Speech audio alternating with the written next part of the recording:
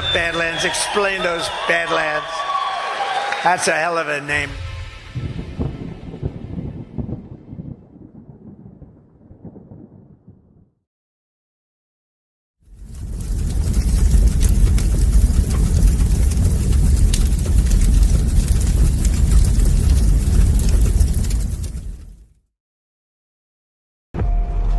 We were sleeping.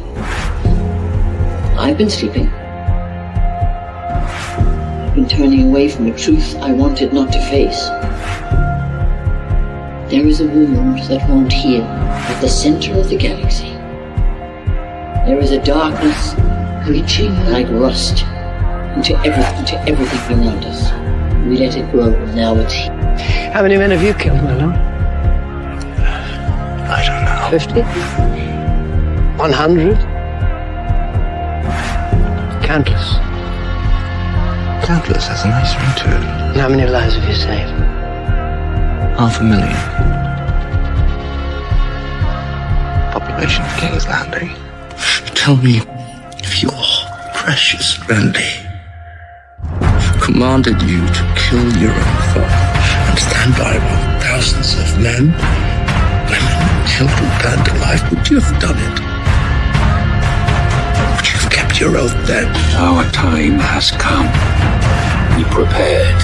We grew stronger. While you rested in your cradle of power, you were trusted to lead the Republic. But you were deceived. You assumed no force could challenge you. And now, finally, we have returned. The visions are clear now. I see possible futures all at once. Our enemies are all around us. And in so many futures they prevail. But I do see a way. There is a narrow way through. It's not a prophecy. It's a story that you keep telling, but it's not their story, it's yours. They deserve to be led by one of their own. What your people did to this world is heartbreaking. We gave them something to hope for. That's not hope! We have survived by hiding from them, by running from them. But they are the gatekeepers. They are guarding all the doors, they are holding all the keys, which means that sooner or later, someone is going to have to fight them. I wish none of this had happened.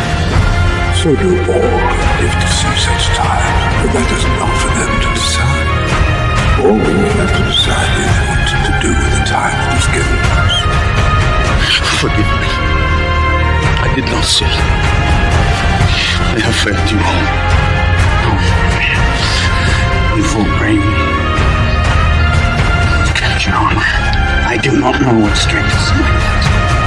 But I swear to you, I will not let the light city fall. Our people fail. Our people.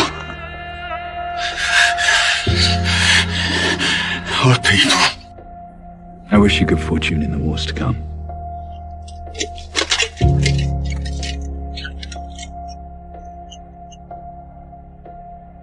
And now it begins.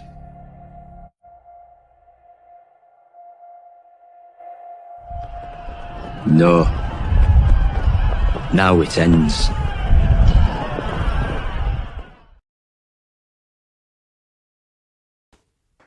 All right, guys, welcome to The Narrative, episode 31, Panic in DC. Little cliche for the info war, but, I mean, this is a cliche week, and it's pretty awesome. I'm feeling good.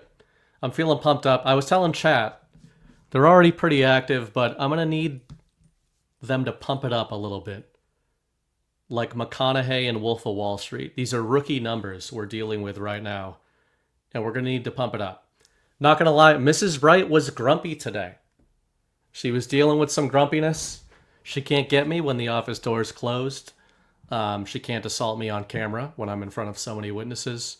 So this is when you and I can just, talk about what's been going on around here.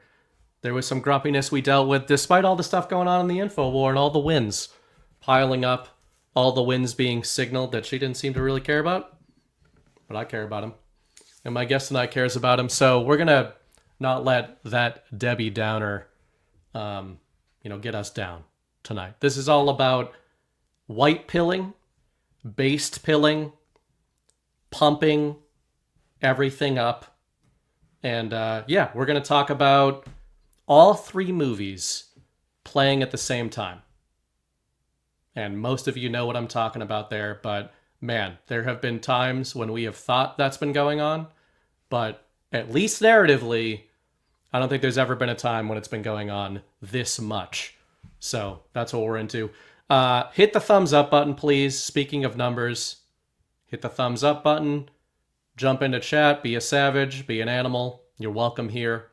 If you're a dick and you entertain me, then you're still welcome here. If you're a dick and you don't entertain me, then I will just ban you. But otherwise, do all that kind of stuff. Our main show sponsor tonight. Oh, let me do the correct background before Mrs. Bright and Jess get all uppity on me. Our main show sponsor tonight are our friends at Save Pulse. We're going to get to them a little bit into the show. But before we get to them, I will thank another of our sponsors here, and that is our friends at Van Man. Van Man is taking down big toothpaste with all natural oral care, pure effective ingredients for a healthier smile. The van never stops, powered by hydroxyapatite, nature's secret weapon loaded with minerals like eggshells and bone, 2 of the best forms of calcium to remineralize teeth and build strong bone tissue. Van Man's tooth powder, combined with pulling oils and peppermint aloe mouth rinse, is truly the ultimate fluoride-free dental hygiene bundle that saves you 25% off the individual prices. Head on over to badlandsmedia.tv/vanman. Hop in the van for the ultimate way to care for your teeth naturally. That's badlandsmedia.tv/vanman. So appreciate our sponsors there. My tooth was hurting me all week, actually. And Mrs. Bright books all my dental appointments, so I haven't had one in a little while. I skipped the last one, and then my tooth just stopped hurting a little bit, so I just didn't address it.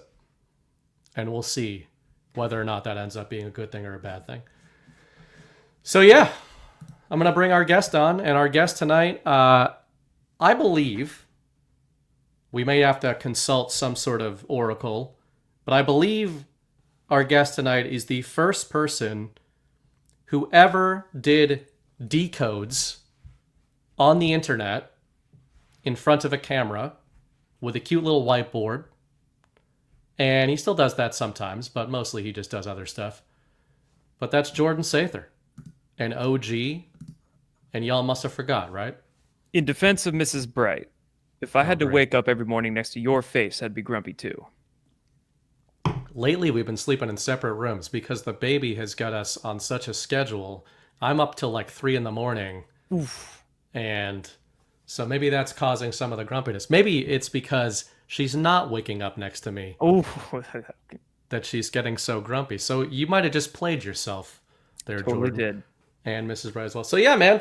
I mean, hey, we've been talking about Q stuff for years. Good, bad, everything in between. You've been talking about it on camera. Got some whiteboards. There's perhaps literally the longest of anybody. When did you first do? I'm sure you've talked about this, but when did you first start decoding stuff online, and what was the impetus behind doing that? Well, I mean, I started the Destroying the Illusion channel January 2017.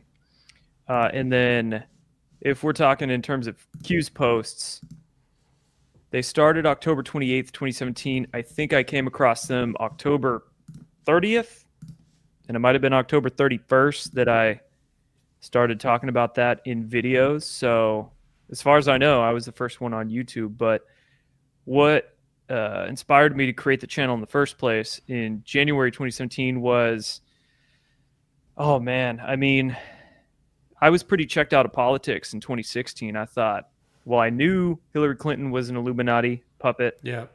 But at the time, we all start there. We're like, we know she's evil, but but frankly, I thought Trump was controlled opposition too. So I was pretty checked out of everything politics through 2016. But then it was the WikiLeaks emails, the Podesta emails that came out, and I started reading those and seeing all of the, well, it wasn't just the food code words, pizza, hot dogs, chicken wings, whatever. That was definitely weird, and I caught on real quick to the Pizzagate stuff. But it was the also in those Podesta emails, he was talking about 0-point energy and alternative tech, exotic propulsion systems and things. And my mind was blown. So I was figuring the WikiLeaks emails were probably dropped by some kind of white hats in government intel or something of that sort. And then Trump won the election, which was a surprise to me. I, like many other people, thought Hillary was going to win. I wasn't quite on the Trump train yet, but when I saw actually the Russia, speaking of Russiagate, all this Russiagate stuff coming out now, when I saw just the whole establishment, media, Hollywood, everybody trying to paint Trump as being some Putin puppet, that did the opposite to me of what they probably intended with all that propaganda. I started to like Trump and think, oh, well, if they're doing this to him, maybe he's not one of them. Maybe he's not a, New World Order puppet. So just seeing how bad the media got, and I saw just basically a huge opening for independent alternative media to make videos talking about things the media is not reporting or reporting wrong. And back when you were allowed to on YouTube. Yeah, back in the I caught the tail end of the good YouTube days. Yeah. So I was able to capture about a year of monetization on YouTube, maybe a year and a half, and you got a little taste, a little bump. I got a little taste of it before they took it away. And Right. then that was back when the search algorithms were still good. You could find good stuff on YouTube and get ranked. Like the first couple of videos I did on Q in late October, early November 2017, a couple of them hit YouTube's trending page. Yeah. And I think because of that, it was like December 2017 where they totally reworked the algorithms and just clamped everything down. So thanks, Google. But yeah, man. So it was about 8 years ago now? 8.5 years ago. So it's nuts to be now talking about this as a decade, essentially. If you go back to the Trump deployment, the origins of the public Trump deployment, obviously theories vary on the true origin point here. Most of us think that it goes back further than that for sure. Or at least parts of it. He ran in 2012, didn't he? Did he? I think he did. At least he had a campaign in 2012 or tested the waters with a little bit. So, I would say his official deployment was 2016 election. So right. Announcing I think most people think of the I refer to it as the declaration of war was coming down the escalator. Like that was sort of, let's make a press event out of it. Let's deploy the narrative in keeping with the themes I discuss most often. But yeah, man, it's been a long time. So, you've seen all the good of the drops, and, contrary to some belief, most people, if not all people at Badlands, do strongly believe that the drops are not only legit in terms of they come from people connected to or in the Trump orbit, in the administration, as part of the military plan, where obviously some of us have had criticisms at various times in the info war has been about people building things off of the drops.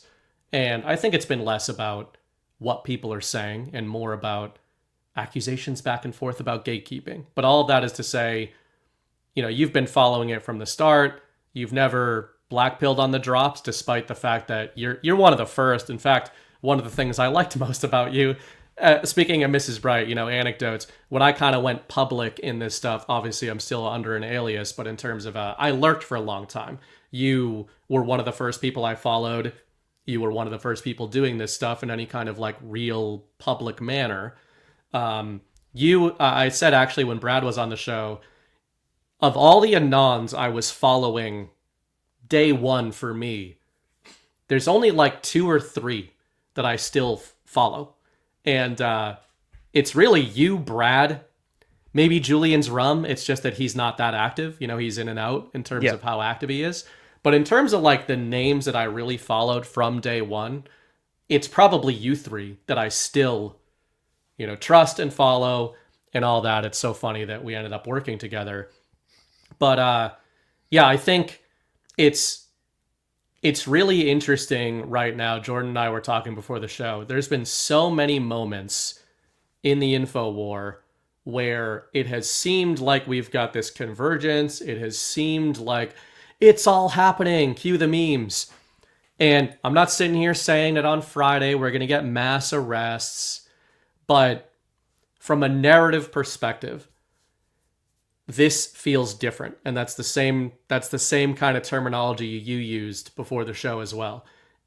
And from my perspective, I think the reason it feels different is this isn't the truth community and the info war contingent and the Q people talking about all of these major narratives circa 2016 at once.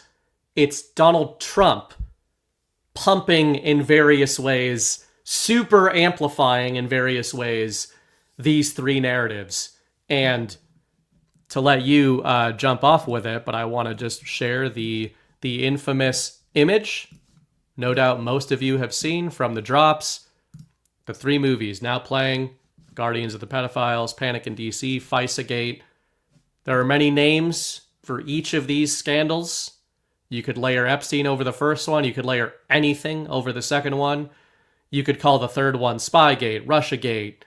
It's all the same thing, right? FISA-gate is part of it. But all three of these are being amplified and boosted super emphatically by the most famous man in the world, who at the time these narratives were originally seeded was at the center of them for various reasons. So it feels a little different, and I wonder, just as somebody who has been following it since these drops literally came out, do you think it feels different, and if so, why? Not even feels different. It's objectively different. I mean, at this point, comparatively to Trump's first term, when throughout Trump's first term, 2018, 19, 2020, in terms of, say, Russiagate, we had an inspector general report, or maybe a memo that was published by Devin Nunes, or maybe tidbits here and there, information that comes out. Maybe one aspect of Durham's report gets published in the media, and there was a little bit of headway made to expose the Russiagate collusion as being a hoax, but nothing to the point of actual justice or accountability. But with Trump's second term and many more, shall we say, appointments Trump has made of people who are far more credible or reliable or on Trump's team. Now we have the Department of National Intelligence, Director of National Intelligence, Tulsi Gabbard, straight up declassifying, doing a thread on Twitter, going on to Maria Bartiromo's show this morning or Fox News appearances on Friday night, and explicitly, emphatically stating, as you stated, using the words treasonous conspiracy over and over again. She said those specific words in her Twitter thread on Maria Bartiromo's show on Fox News. I mean, she has her talking points that she's memorized to do this media tour, and one phrase that she is specifically stating over and over again is treasonous conspiracy. Yep. And then now, I don't know if you want to pull up Trump's True Social page just over the last 2 hours. Thing. Yeah, the whole thing is... We were going to start off talking about Epstein, but Russiagate, yeah. Let's start off with Russiagate. So pull up Trump's... Yeah, I was saying to Jordan before the show, I don't sometimes I'll bring up some Trump truths, but tonight it's like a smorgasbord of just... like troll day. Total troll day. What do we got this one? President Trump marking 6 months in the White House. Okay, this is just a victory tour one. Going back a few hours. Oh, there it is. There's Here. Oh, jeez. Well, he posts Gabbard's interview right there. I think above this one. Right here. Yeah. So he posts Gabbard's interview.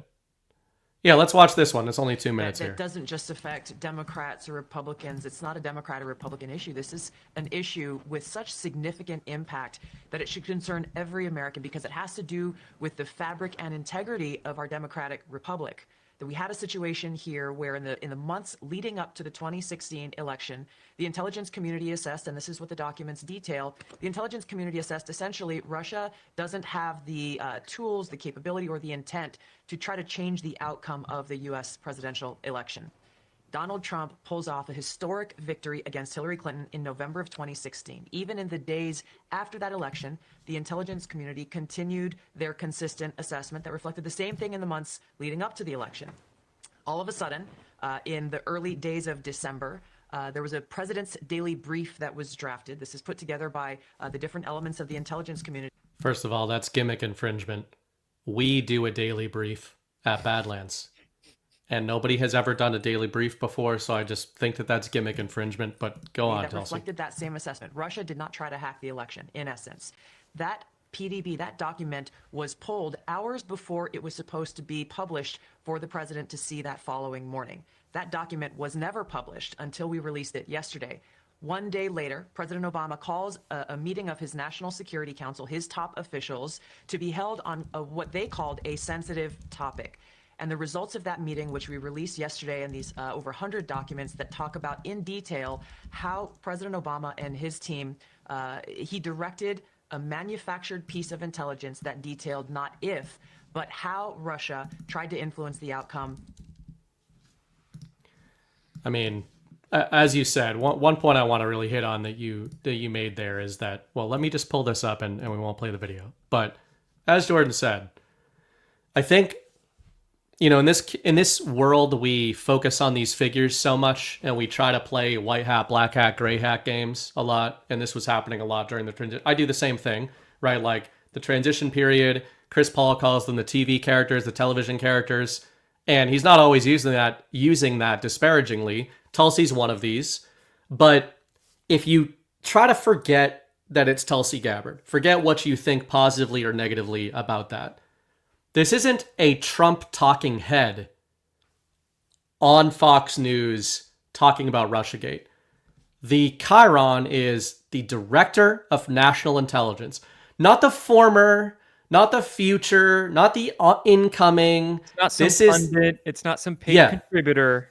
Whatever you think of what's real, what's fake, the TV characters, who's in control, according to the public narrative, the codified truth as the collective mind knows it, the United States Director of National Intelligence, by definition, the human being on planet Earth who is supposed to have the most information of anybody else, is on Fox News officially codifying the narrative of Russiagate and, you know, what this audience has been talking about forever. And I think that's one of the bizarre things about this narrative is that a few days ago, it didn't feel negative to me, but it almost felt like, I mean, we know all of this. It's almost surreal, but it's so paint by numbers to us. Like, well, we know that they spied on his campaign and we know how the FISA courts worked and everything.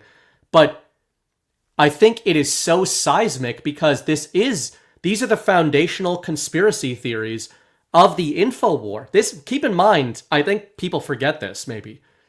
This is all pre-Q. Like, the Russiagate narrative is the pre-Q operation scandal that started the seeds of the info war community, right? It wasn't just that people liked Donald Trump. It was that even in 2016, they knew that the establishment was literally weaponized against him in an intel agency definition of the deep state manner. So this narrative isn't just banging off of Q drops. It's preceding Q drops and going back to what you could argue is literally the beginning of the intelligence war, the shadow war that really led all of us into this world in the first place. Right. And there's a couple of things I want to say. Number one is that this whole Russiagate, Russia collusion conspiracy, it's not just Obama, Clapper, Brennan. and Biden. It's not just 3 or 4 people. I mean, when you like, I posted a graphic that the Epoch Times made back in 2018. I dug it up and I posted it the other day on Twitter, Telegram. There were hundreds, dozens, possibly hundreds of individuals from the UK plus Australia plus media assets, contractors from Fusion GPS, Perkins Coie lawyers.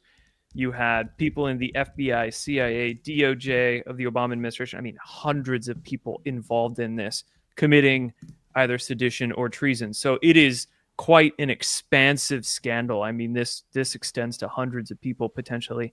And then one thing you just said that is a point I want to go off on, in that people say, oh, we knew this. Big deal. We knew this. Yeah, I mean, we've had ideas about it since 2018. We've known that the Russiagate collusion was a hoax, but each step is important in and of itself. The step now is that we have the director of national intelligence declassifying material that proves there was treason committed. And now Trump doesn't have to say, in my opinion, they committed crimes. Trump can now say they committed crimes. It's not something we have to beat around the bush, and he has to be careful with legalese and possible legal ramifications. I mean, it's proven to a point where now Tulsi Gabbard is saying, I mean, she was on Maria Bartiromo's show this morning, and Maria asked Tulsi, do you think they should be criminally prosecuted? And Tulsi said, I'm not a lawyer, I'm just the intelligence person, but I referred all this stuff to the attorney general. And Tulsi effectively said, like, yeah, we need accountability. We need prosecutions. Otherwise, this is going to keep happening. And do you still have Trump's True Social feed pulled up? So let's scroll up above the post of Tulsi Gabbard's video. And pretty much for the last like 3 hours, Trump's been just posting videos and memes of Obama getting arrested. We've got Samantha Power, Susan Rice, James Clapper, James Comey, John Brennan, Barack Obama, right? And yeah, again, this is almost feels. Oh wait, I haven't been sharing it. My bad. This almost feels old hat to this audience. Yeah, but again, it's old hat. The context. And again, we got to understand that a lot of us, we kind of live in a bubble. You can't just think about you like, oh, I knew this, or me and my friends on the internet know this. We're trying to get these narratives out to 350 million Americans, right? So this is another section you referenced there. That doesn't just affect Democrats or Republicans. It's not a Democrat or Republican issue. This is an issue with such significant impact that it should concern every American, because it has to do with the fabric and integrity of our democratic republic. That we had a situation here where in the months leading up to the 2016 election, the intelligence community assessed, and this is what the documents detail, the intelligence community assessed essentially Russia doesn't have the tools, the capability, or the intent to try to change the outcome of the U.S. presidential election. Donald Trump pulls off a historic victory against Hillary Clinton in November of 2016. Even in the days after that election, the intelligence community continued their consistent assessment that reflected the same thing in the months leading up to the election. All of a sudden, in the early days of December, there was a president's daily brief that was drafted. That might be the same. But yeah, to Jordan's point here, I mean, we've got Trump reposting. And there's that one. Until this happens, nothing will change with politicians in a... Now, this point sounds a little weird, but I think it's important. Trump retruths a lot of stuff, right? He has retruthed stuff for years. And, I mean, he's retruthed things that Badlands are named in. He's retruthed Q drops. He's retruthed a lot of stuff. I'm not saying none of that matters. I think it does matter at times. But it can be hard to parse. These posts right here, when he does this, my sort of Spurgout mind goes crazy, because keep in mind, this is not Donald Trump retruthing a guy who posted this meme. This is a screenshot. This is a screenshot. So this is a screenshot from Twitter. You can see there, right? And I know this seems like a little point, but I think it's a big one. If this Jared Marsh guy had posted this on True Social and Trump was tagged in it, and he retruths it, there's some plausible deniability, right? This is an image taken from Twitter that Trump has made an individual post to put out there, or somebody in Trump's team, right? And he's been doing that a lot lately, where the memes are not reposts, they are original images and original files. And speaking of that, a recent one that he did that's not on this topic, but adjacent to it, is the infamous JFK Jr. video from a few months ago that he posted, where it was talking about Hillary Clinton having to do with the JFK Jr. assassination. That was the same thing. That was not Trump reposting a video. That was a video that was uploaded to a Trump post and put out that way. And the difference, I would say, is whatever you think about that post tonight and all the other ones, the memes he's posting, are intentional, like well thought out uploads going out as official communications from the Trump account. They are not boosts of other people's posts. They are individual uploads. And I think that's a little different than how he has typically I don't navigated. think that's a trivial point at all. I think that's a very good thing to note, is that it takes, he could easily be scrolling through a timeline and go, oh, I like that meme, hit a button and keep scrolling. But whether it's him or Scavino or somebody else managing his Truth Social account, it takes a lot of time to save the file or screenshot the file, get it onto the camera roll, boop, upload, boop, boop, click. So it's different. Yep. It's a lot different. Some people are saying all talk, no action.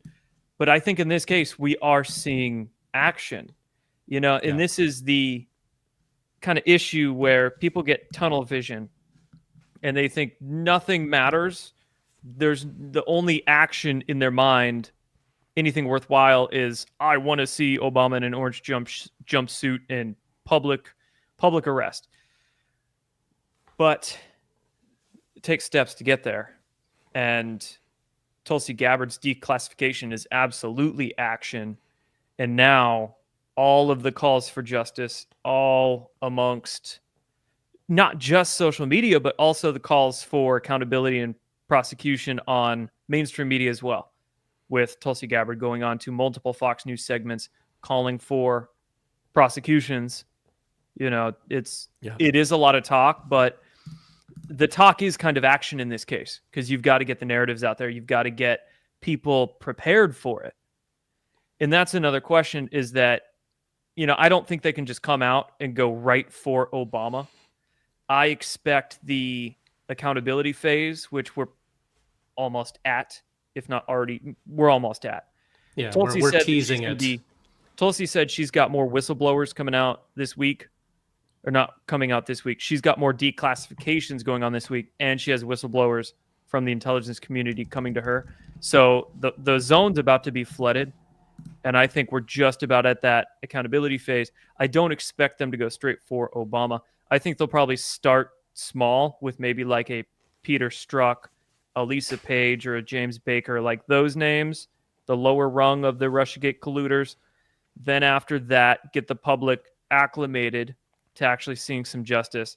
Then they'll probably go for the Brennans, Clappers, like the senior officials. Then people will say, oh shit. The public out there will say, oh shit. Then they'll go for the Obamas and Hillary's and all that. And here's one point I made in my Substack article about this subject I published a day or two ago, in that, there's 1,000 things that we could hypothesize about and investigate in regards to Obama, Hillary Clinton, Joe Biden. There's 1,000 corrupt things you could investigate them for and try to prosecute them for. But why the Russiagate collusion is so important is because it is open and shut case. It's incontrovertible. It's overwhelming evidence. All the T's have been crossed, the I's have been dotted. This is something that's been in the public's mind for 6, 7, 8 years. And it's something where you can still get them for treason. You can get them for very serious crimes, but it's not something that, like, satanic child trafficking on Jeffrey Epstein's island, it's not something that's going to shock the public to a point where it's going to cause all kinds of chaos. So the Russiagate collusion, getting them on that is kind of a good segue. It's a good initial phase of justice where you can get Obama, Clinton, Biden, Brennan, all these deep state people. You can get them on something that'll lock them away for a good long time, but it won't be so dark and deep and corrupt that shocks the shit out of the public to a point. Right. That might be too far. So, but then once you get the Russiagate collusion Pandora's box opened, the threads start to unwind, and then it'll quickly lead to, I think, justice on those other topics. So, man, I totally agree with how you laid that out, and this is why we were talking about doing the Epstein narrative first, and then this one. But they are. I use the term convergence all the time. I use it in my writing. I use it on the shows. Maybe sometimes it's overused, right? Maybe sometimes you think you see convergence, or you're sort of projecting convergence, and then the things don't entirely converge exactly how you think. Yeah. Sometimes storylines are running in parallel, but they don't intersect. This is a case where I think there is convergence. And as you laid out there, it's not that there's Russiagate and there's what Epstein represents. It's that these are intertwined. And I'm saying that from the perspective of also saying you can apply that to a reading of Jeffrey Epstein and the Epstein narrative is everything that the truth community thought it was, and that what we're seeing right now is this panic pattern, this rapid, desperate attempt for the enemy to not just divorce themselves, separate themselves from that narrative, but to saddle Trump with it. You can also play the ultimate devil's advocate. And, I listened to a bit of the Power Hour last night with John and Chris, playing the hypotheticals. I did this last week on the narrative. Like, hey, can we play a hypothetical of being wrong about the Epstein narrative? And I talked to Jordan before the show. When I say that, I don't mean he's a good guy. He was a good guy. It's more to say, was Jeffrey Epstein what court documents say he was? A predator of young women running in elite circles, but that what the deep state did was applied all these poison pills to it, such as deeper satanic things, crimes against children, little children, etc. They maybe pull figures into the orbit of the narrative that weren't in the orbit in the original narrative. Those are how some of the best poison pills work, right? Like, poison pill is a term that this community is familiar with, but I think too many people in the truth community think of it as false narratives, but that's not a poison pill. The connotation of a poison pill is something that somebody ingests willingly, right? It's not like, Trump's a pedophile. Well, look at the poison pill, guys. Like, well, yeah, Russiagate was a poison pill. Well, I mean, was a deployment like that. The Epstein narrative is more, there's a lot of truth here, and let's try to add little bits of untruth and then tie that into something that it's not. So when you look at, to tie it back into Russiagate, the thing I've really been thinking about the last couple of days, and the reason it worked out, Jordan was already going to come on the show several days ago, but then I saw his Substack. It ran right along the lines of what I was writing at the same time about the three movies, about all this stuff converging. And it's not just that these narratives are happening at the same time. It's that they're inextricable in the current battle space. Whatever you think of the Epstein narrative, it is extremely clear that there is a relationship between that narrative deployment and the timing of this one on Russiagate. And in hindsight, with just a week of hindsight, I think most of us are starting to see there is a reason the deep state just decided to pull out all the stops on the Trump-Epstein connection right now. And to toss it back to you, I wonder what you think of the timing, because there was a lot of cynicism in Con Inc. and some people who were freaking out when it almost looked at the beginning like, hey, Trump and team are trying to flood the zone with Russiagate to distract from the Epstein narrative. Mm-hmm. But I think we're seeing the opposite. I actually think that this was the enemy was deploying all anything they had left, the most toxic narrative they could come up with, because they knew what was coming down the pipe with the actual conspiracy, that being Russiagate and all the things it ties to that you were just referencing. I've seen a lot of people on social media with that take of, oh, this Russiagate stuff is coming out now just to distract us from Epstein. And again, people have their tunnel vision. They have their single issue thinking. It's difficult for them to see nuance or things in layers or think strategically. They assume, oh, Russiagate's coming out to distract us from Epstein, when I think it's the complete opposite. Mm-hmm. Now, with a declassification that Tulsi just did, digging into hundreds, if not thousands of documents, figuring out which ones to disclose, putting together those fancy little infographics that Tulsi put out and all these things, that takes months. And that takes a lot of people to formulate, to put out to the public like that. So reason being, there was probably some mole or leaker that caught wind of, oh, this is what Tulsi's doing. They're planning on putting out this report on Russiagate. And also John Solomon's been reporting on the grand conspiracy probe, like a big deep state RICO case that apparently Kash Patel has been working on for a few weeks at the FBI, that could lead to Trump appointing a special prosecutor for like a whole host of stuff. We could talk about that later. But somebody in deep state circles probably caught wind of the Russiagate narrative that was about to be deployed. So they said, oh, what can we do to try to distract from that? Enter that memo that came out 2 weeks ago in regards to Epstein. And when I saw that memo, and I still feel this way, that memo looks like total trash. I mean, no names on it, no dates. Fabricated.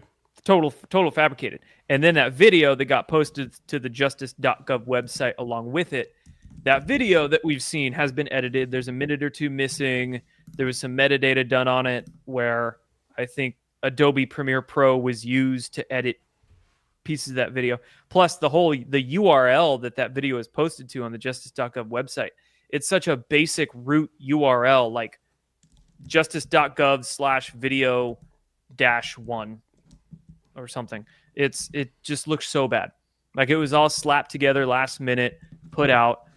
I don't think Pam Bondi and Dan Bongino even knew of that memo, or Trump or the Trump administration. I don't think they knew of that memo. I don't think they knew all of that was going to get released.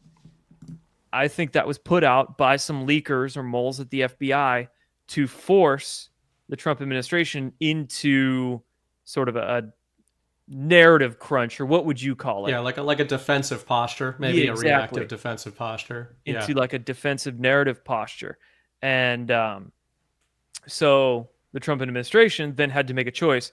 How are we going to go on the offense against this? They can't just come out and say, oh, this memo was put out by a leaker.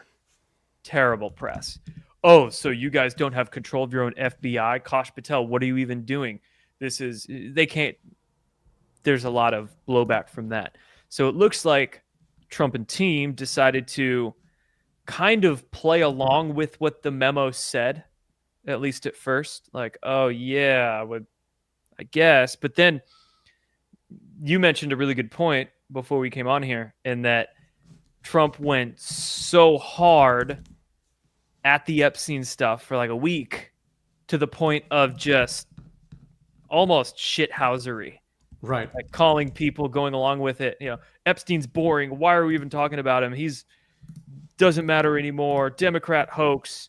You guys falling for this are weaklings. You're pathetic. You don't be a bitch. Just basically like that. And it almost took the wind right out of the sails. I mean, the deep state probably wanted this Epstein stuff to be a distraction for months. But Trump leaning so far into it, it almost reminds me of the whole COVID stuff. Yeah. Like Trump decided to lean so hard into COVID, Operation Warp Speed, that he almost took the wind out of their sails with all the narratives. Yep. And I think go ahead. We're gonna say something? Well, I was just going to say on this exact point before you move on, Chris Paul wrote a great article on the 17th, 1 yard line. And I had referenced this. I had referenced your article in my latest, and I had referenced this one. But he was talking about that. So he puts it this way. Trump's instigation and then navigation of the Epstein files hoax have been masterful. The high-volume public conversation has allowed Trump and MAGA to pre-weather the storm. In the pre-Trump years, attempts to take down politicians would receive widespread buy-in from the public, assuming some part of the story had to be true. It's safe to assume the Trump side knew the article was coming. This is exactly to everything Jordan's laying out of how he thinks this happened.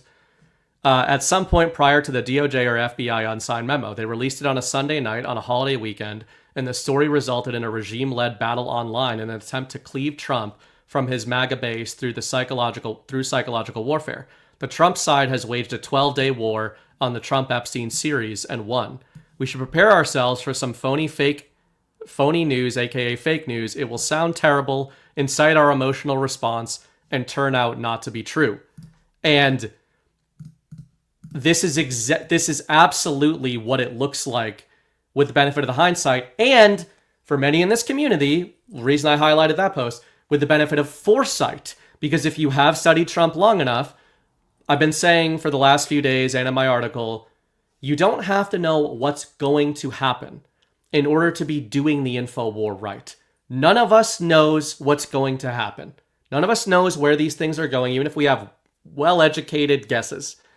But we knew enough to not be panicans, as Trump would say, not because we have this blind faith in Donald Trump, but because we've been observing his mastery in narrative, and we know when he's doing something, there's usually a reason that becomes very clear in hindsight. And as you said, the thing that jumped out to me the most about how he dealt with this, certainly it was jarring at the time. I didn't expect the way he dealt with it. He was so aggressive that it felt like if you take, I often talk about stories and narratives as less temporal, timelines, and more emotional through lines.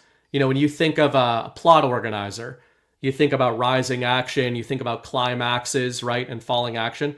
Most students think of plot structure as a narrative or temporal structure. I don't think of it that way. I think of narrative structure as an emotional, psychological structure, right? When is the climax?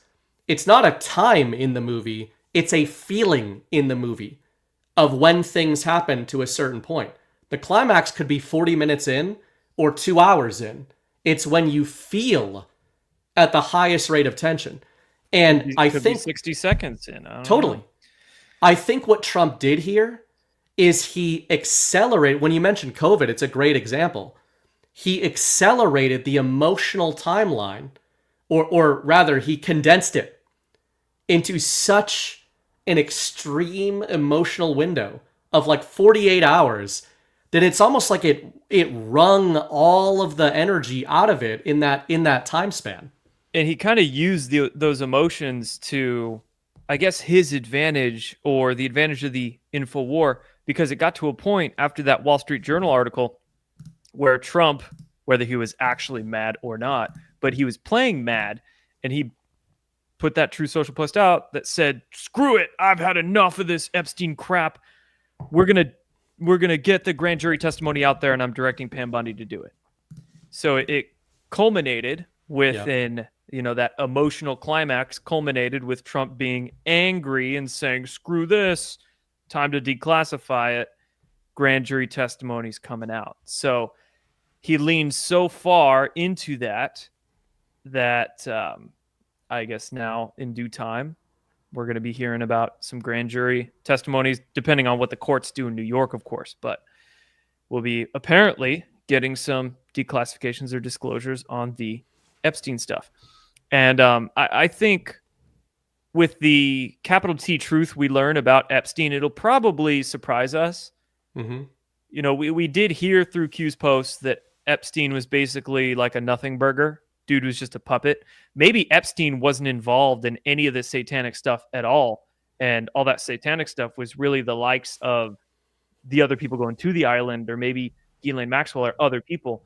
But the deep state was trying to pin all that stuff on fall guy Epstein so they could, I don't know, who knows what kind of poison pills, as you described it, they were trying to throw in there. But I think there will be some surprises that we learn with Epstein. But no, I mean, it was kind of masterful how Trump danced in that narrative war and ended up using that to the advantage of all of us. You were just talking about sometimes you don't know how it's going to end up, and you don't need to, to that point, I'll have a lot of theories in my head as to, is this a white hat op? Is it a black hat op? If something goes on, there's so many theories going on in my head. But when I handle what I'm going to post on social media or what I talk to people about, not all the theories in my brain are what I'm going to be sharing with people or posting on the internet. I'm going to post on the internet what I feel is most advantageous to the info war. So if there's something that happens that I think maybe has some white hat fingerprints on it, but it doesn't really matter if I theorize about that or not, I'm going to go along with, oh, look at how bad Joe Biden is doing this. Right. Oh, it's terrible. Oh my God. Yeah, I'm gonna go amplify along the with that message narrative. they're putting out. Right. Even though there might be some white hat fingerprints on that situation, I don't know, but I'm going to go along with kind of the group think. Sometimes I go along with the group think, I guess, just because that's what's most important for the overall info war at that point. But if there's something that does require a little bit deeper of an analysis where maybe this is a white hat thing or a black hat thing, kind of like that DOJ Epstein memo that came out a couple weeks ago, that one required a little bit more hypothesis and a little bit deeper sort of theorizing to try to help understand what's going on and fight the info war a little more effectively. So, north is the direction we're trying to go. Doesn't really matter what road we take as long as we know that we're going north on the compass. So there's not always one way or one thing we need to be talking about in terms of fighting the info war. As like in a army battalion, you're going to have different people specialize in different things. You've got a gunner, you've got a radio guy, you've got, sniper team. Everybody specializes in different things. If we were all talking about the exact same thing and doing the same thing, that would be a terrible way to fight the info war. Yeah, I totally agree with that. I totally agree with that. And that's something that I think 2025 in particular, there's been, maybe it's fading a bit, but certainly like truth community tension of like who's doing what right and who's allowed to talk about whether it's Q drops or whether it's anti-Q, people who are accused of being anti-Q. All we need to do is decode the time Trump made a Truth Social post and try to link that to a Q drop. Like, how is that effective? What are you doing? What are we doing? Well, and then even if you want to do that, like you just pointed out, it's like, hey, what do they have in military operations? Decoders, right? Like I'm totally there.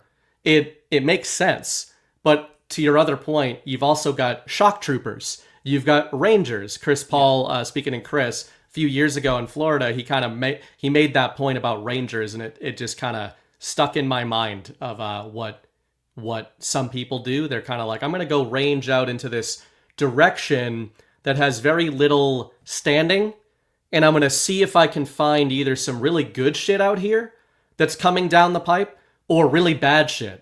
Yeah, and kind of warn everybody. A recon guy in the info right. war or something like that. But you need everybody, right? Like you need shit-eating wild men savages, you need shock troopers, you need decodes, all that kind of stuff. I think it's good to prep the mindscape for that stuff. More what I'm commenting on is like if you have a military outfit, like you pointed out, you're not going to have people decoding that are like, you shouldn't go over there, you're not doing it right.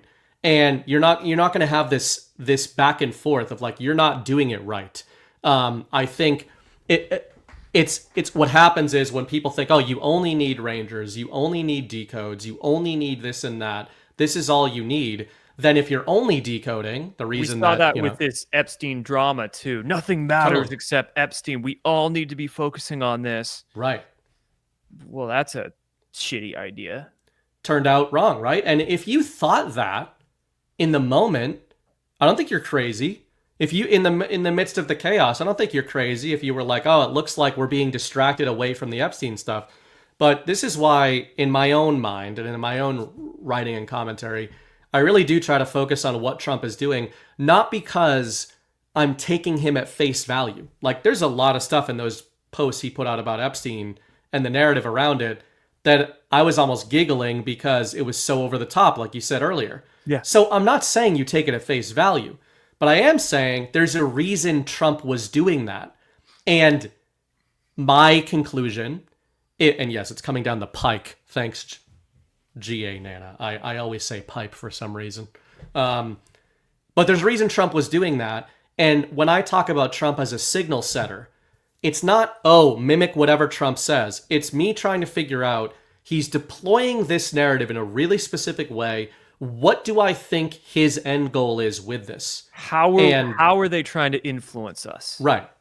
And it seemed like, to your point, to your earlier point about what's distracting from what, it seems that Trump, at least in the current battle space, was trying to say, they want you to look at this. And I always use, you said this at the beginning of the conversation, when you were first getting into this stuff, very similar journey to me in terms of negative indicators are often more powerful than positive indicators.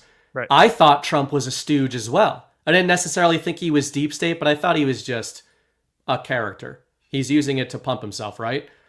The negative indicator was the entire media apparatus that I had learned to think of as intentional evil being weaponized against him.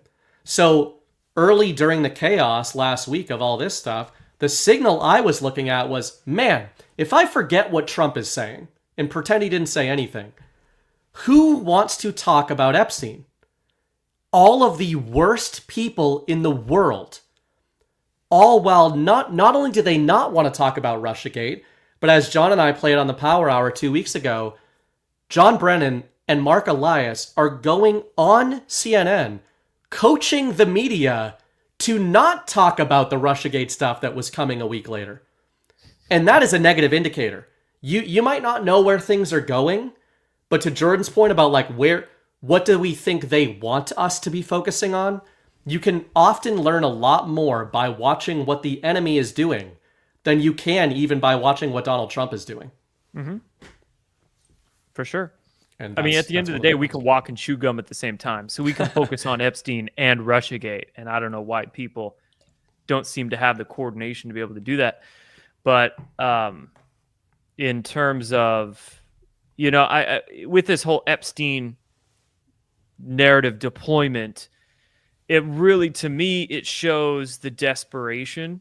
It's probably a narrative the bad guys, the Galactic Empire, didn't want to go with, but Right. They're so desperate for anything right now that, Hillary Clinton's back there like, no, but deep state's saying, screw it, we're so desperate, we got to do it. And so they deployed this Epstein narrative, and it backfired against them, just like almost everything does these days, boomerang. But now, the beautiful thing about it is that, well, we're not only getting Russiagate declassification, but apparently we'll get some Epstein declass soon as well. And it's kind of brought people of all sides of the political spectrum together. I remember a few Q drops from 2019, 2020, where they were talking about the child abuse issue is going to be the one that brings people of all sides together. And with Epstein, over the last 14 days, we've seen even plenty of Democrats. Yeah. Because they're thinking, oh, we got to get Trump. Get him. We got to get Trump. So we need Epstein declassifications. Great. Beautiful. You think we have to get Trump, so you want the truth out there too. I don't care how you got a weird ideology, a weird belief in your head, but at least you're going north. And a lot of Republicans, in their mind, they're thinking, whoa, okay, so they're thinking Trump's covering it up and whatever. But they're still at least kind of going north. Maybe they're going like northwest, but they're going in the general direction. Trump's covering it up, so we must get the disclosures, the declassifications out there, right? So amazingly, we've got left and right agreeing on the same thing, this issue of child abusers. They need to be exposed. and just removing Trump from that conversation, they're agreeing on it. So it's a very good thing.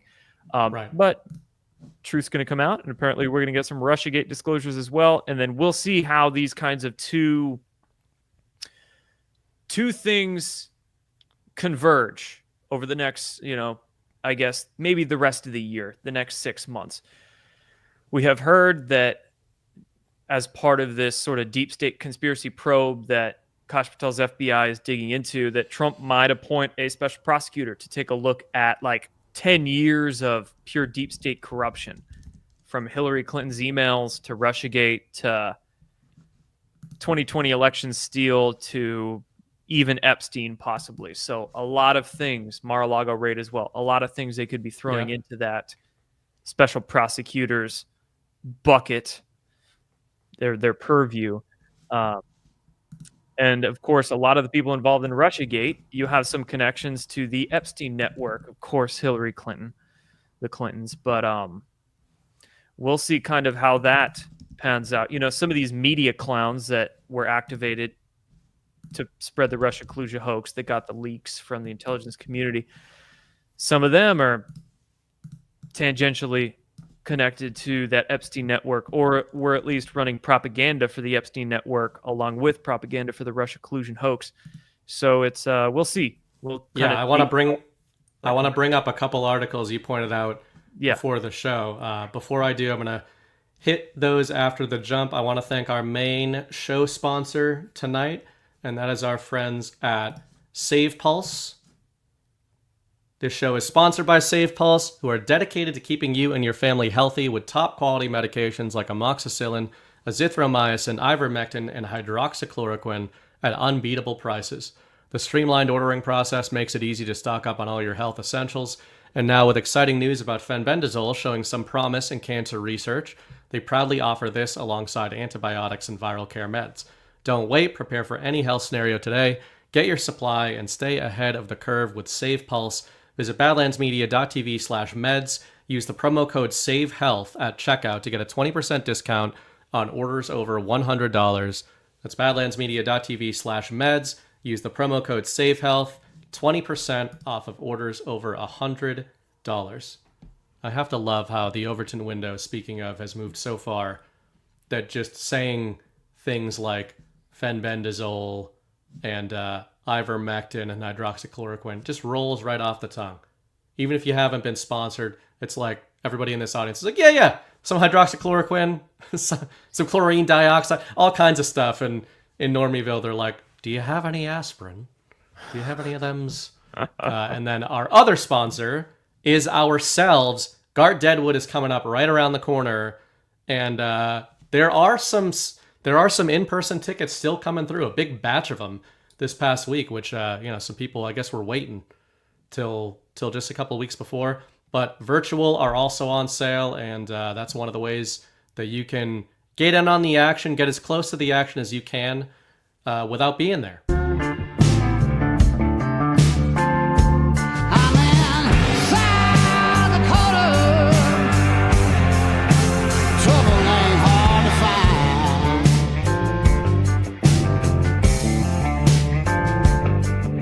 Can't make it to Deadwood? No problem. Join us virtually for the 9th stop on the Badlands Great American Restoration Tour.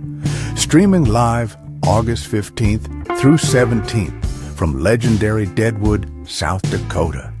Experience Gart from anywhere with our exclusive virtual live stream ticket. Your pass unlocks front row access to lively discussions and the premiere of Codex 9/11. All from the comfort of your own home. Make new friends and have your questions answered live from the group chat. Grab a ticket to join us in Deadwood. Visit badlandsmedia.tv/Deadwood and get your pass today.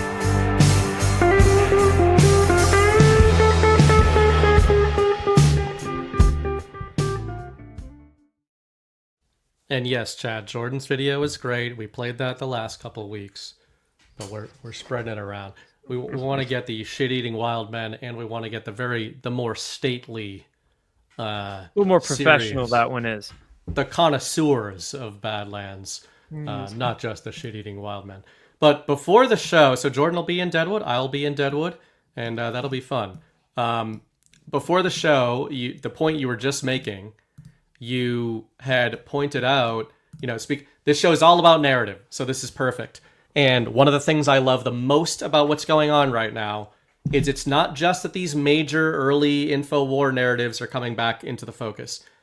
It's that the figures discussing the narratives are discussing them in narrative terms and codifying to Normieville, to this audience even, that the narrative is the operation, right? Like when Tulsi Gabbard is on Fox News, she's not just saying these people committed treason, they did a bunch of things.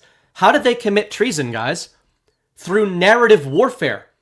They literally committed treason by making up a story and telling people that story. And I don't think people think about that enough. And Jordan had pointed out that some of the people who have been deploying the counter narratives against Trump and company are the same people that have been deploying or that were involved with perpetuating the Russiagate narrative. So it's the same people. And I'll pull that up. If you want to talk about some of this, you brought up this Gateway Pundit article as an example. Well, to your point there real quick, maybe because there was no physical violence or nobody died or nobody got physically hurt, a lot of people in Normieville have a difficult time sort of seeing the depth of the corruption that went on here. And I think that's why Tulsi Gabbard started her interviews really hitting that point home, in that this impacts all Americans. This is a travesty. This is terrible. Because a lot of people in NPC land, they're thinking, oh, yeah, big deal. So they fabricated a daily piece of paper for the president. So what? Well, the ramifications of that, I mean, we dealt with freaking 3-4 years of Russia collusion investigation. They tried to impeach a sitting president. I mean, this is unprecedented what we're dealing with here. Plus, how these networks network. So the Russia collusion network, which is potentially hundreds of people, there is most definitely some carryover between them and the Epstein network. Right. Wall Street Journal reporter who wrote Epstein hit piece on Trump has a connection to the founder of Fusion GPS, which was funded by Hillary and the DNC to produce the Russia hoax. Bill Kristol. You familiar with Bill Kristol? I am. Yeah. He started the Lincoln Project, right? Yes. One of the co-founders of it. Yeah, that's right. Bill Kristol, one of the based and red-pilled. One of the most terrible, cringy, horrible guy who calls himself a Republican that's out there. So I was reading that Epic Times infographic on Russia collusion the other day. Yeah. And just refreshing my memory on all the Russia collusion stuff. Lo and behold, one of the, or maybe it was the Q drop I was reading. I think it was the Q drop. Because in the Q drop, outlaying the whole Russia collusion, all the names, one of the outlets that was used as a shell to pump the Russia collusion hoax was the Washington Free Beacon. Mm-hmm. And the Washington Free Beacon was started by a guy who's married to the daughter of Bill Kristol. So no wonder Bill... It's all a circle. It's all a freaking circle, right? I just mentioned it to you earlier. When George Carlin says it's a big club and you ain't in it, it's not a big club. It's actually a really small club. And this small club has so many little connections. And you see one name here, oh my God, how are they married to this name that is in this network over here? So that the networks network. The webs web together. Bill Kristol's daughter married to a guy who was involved in the Russia collusion hoax. I think the Washington Free Beacon hired Fusion GPS, just like the freaking Wall Street Journal guy connected to Fusion GPS, and he's pumping out fake Epstein news trying to get Trump. So it's, when when the thread is starting to unravel, but when it really unravels with the Russia collusion hoax, as we were talking about earlier, the reason why the Russia collusion treason is so convenient, I guess we can say, is that it's like open and shut case. There's overwhelming evidence. There's no wiggle room. It's a binary. They're not going to be able to weasel their way out of this one. So throw the book at them for that. And then that thread unravels, and it just starts unraveling other threads. And starting out with Russia collusion, it's basically guaranteed either sedition or treason, easy to prove, but it's not overwhelming to the consciousness of the normies. Totally. They'll understand the gravity of it. We'll be able to get some of these clowns on treason charges, but it's not going to be like satanic pedophile child sex trafficking that Hillary Clinton and Obama were doing. Oh my God, that's, shocks half the public. They can't even believe it. That's not how you open the door. That's not how you open the door, right? This is an easy door we can open, begin to get the public through, and then the thread will unravel, go through other doors that we can open down the road, if and when we need to. Let me play, speaking of Trump's feed, one of the ones I wanted to play tonight, it goes along to the point you're making, the threads. One of the things that is really interesting to me about Russiagate coming out and clearly being deployed. We can debate the Epstein thing. Whose deployment is it? Like, you can play both games, but both sides with that. Is it our deployment because they've been tricked into kind of pushing it? Is it their deployment and was the whole time? There is no debate on this current Russiagate deployment. It originally was a deep state deployment, but in terms of the current battle space, this is white hats, literally the white hats in the White House that are pushing this out there. But one of the things I like about it, the implications there, when you said that the thread unravels, I think so often we have a future-minded, we're looking down the road at justice, and certainly we are with this one. What actuals will the unraveling lead to? But I think Russiagate is such an interesting one that they really want to hammer on, because when you talk about the door opening, this one goes back.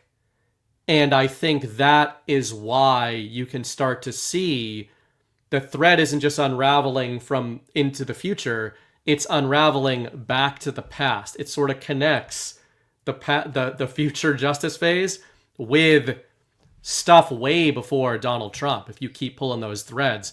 And Trump, I think, really kind of boosted something. And there's a lot more to this post, I think, when you just look at the aesthetics. But I'm going to play this. By the aesthetics, do you mean the Guy Fawkes mask? Yes, and I want you to talk about that afterwards. But let's listen to this one. I've put it just a slight uptick here, and we'll talk about this in terms of all the implications here and the implications of Trump posting this video and the aesthetics this video has. It's clearly not Trump finding these videos. It's got to be Scavino or one of the Gen Z millennial admins he's got on his staff or something at deep fake quotes. Now, I don't know. And some of you may have seen Boone Cutler, friend of Badlands, Boone Cutler, posted a identical video with the Guy Fawkes mask AI. That one was talking about, the satanic rings and blackmail operations and stuff like that.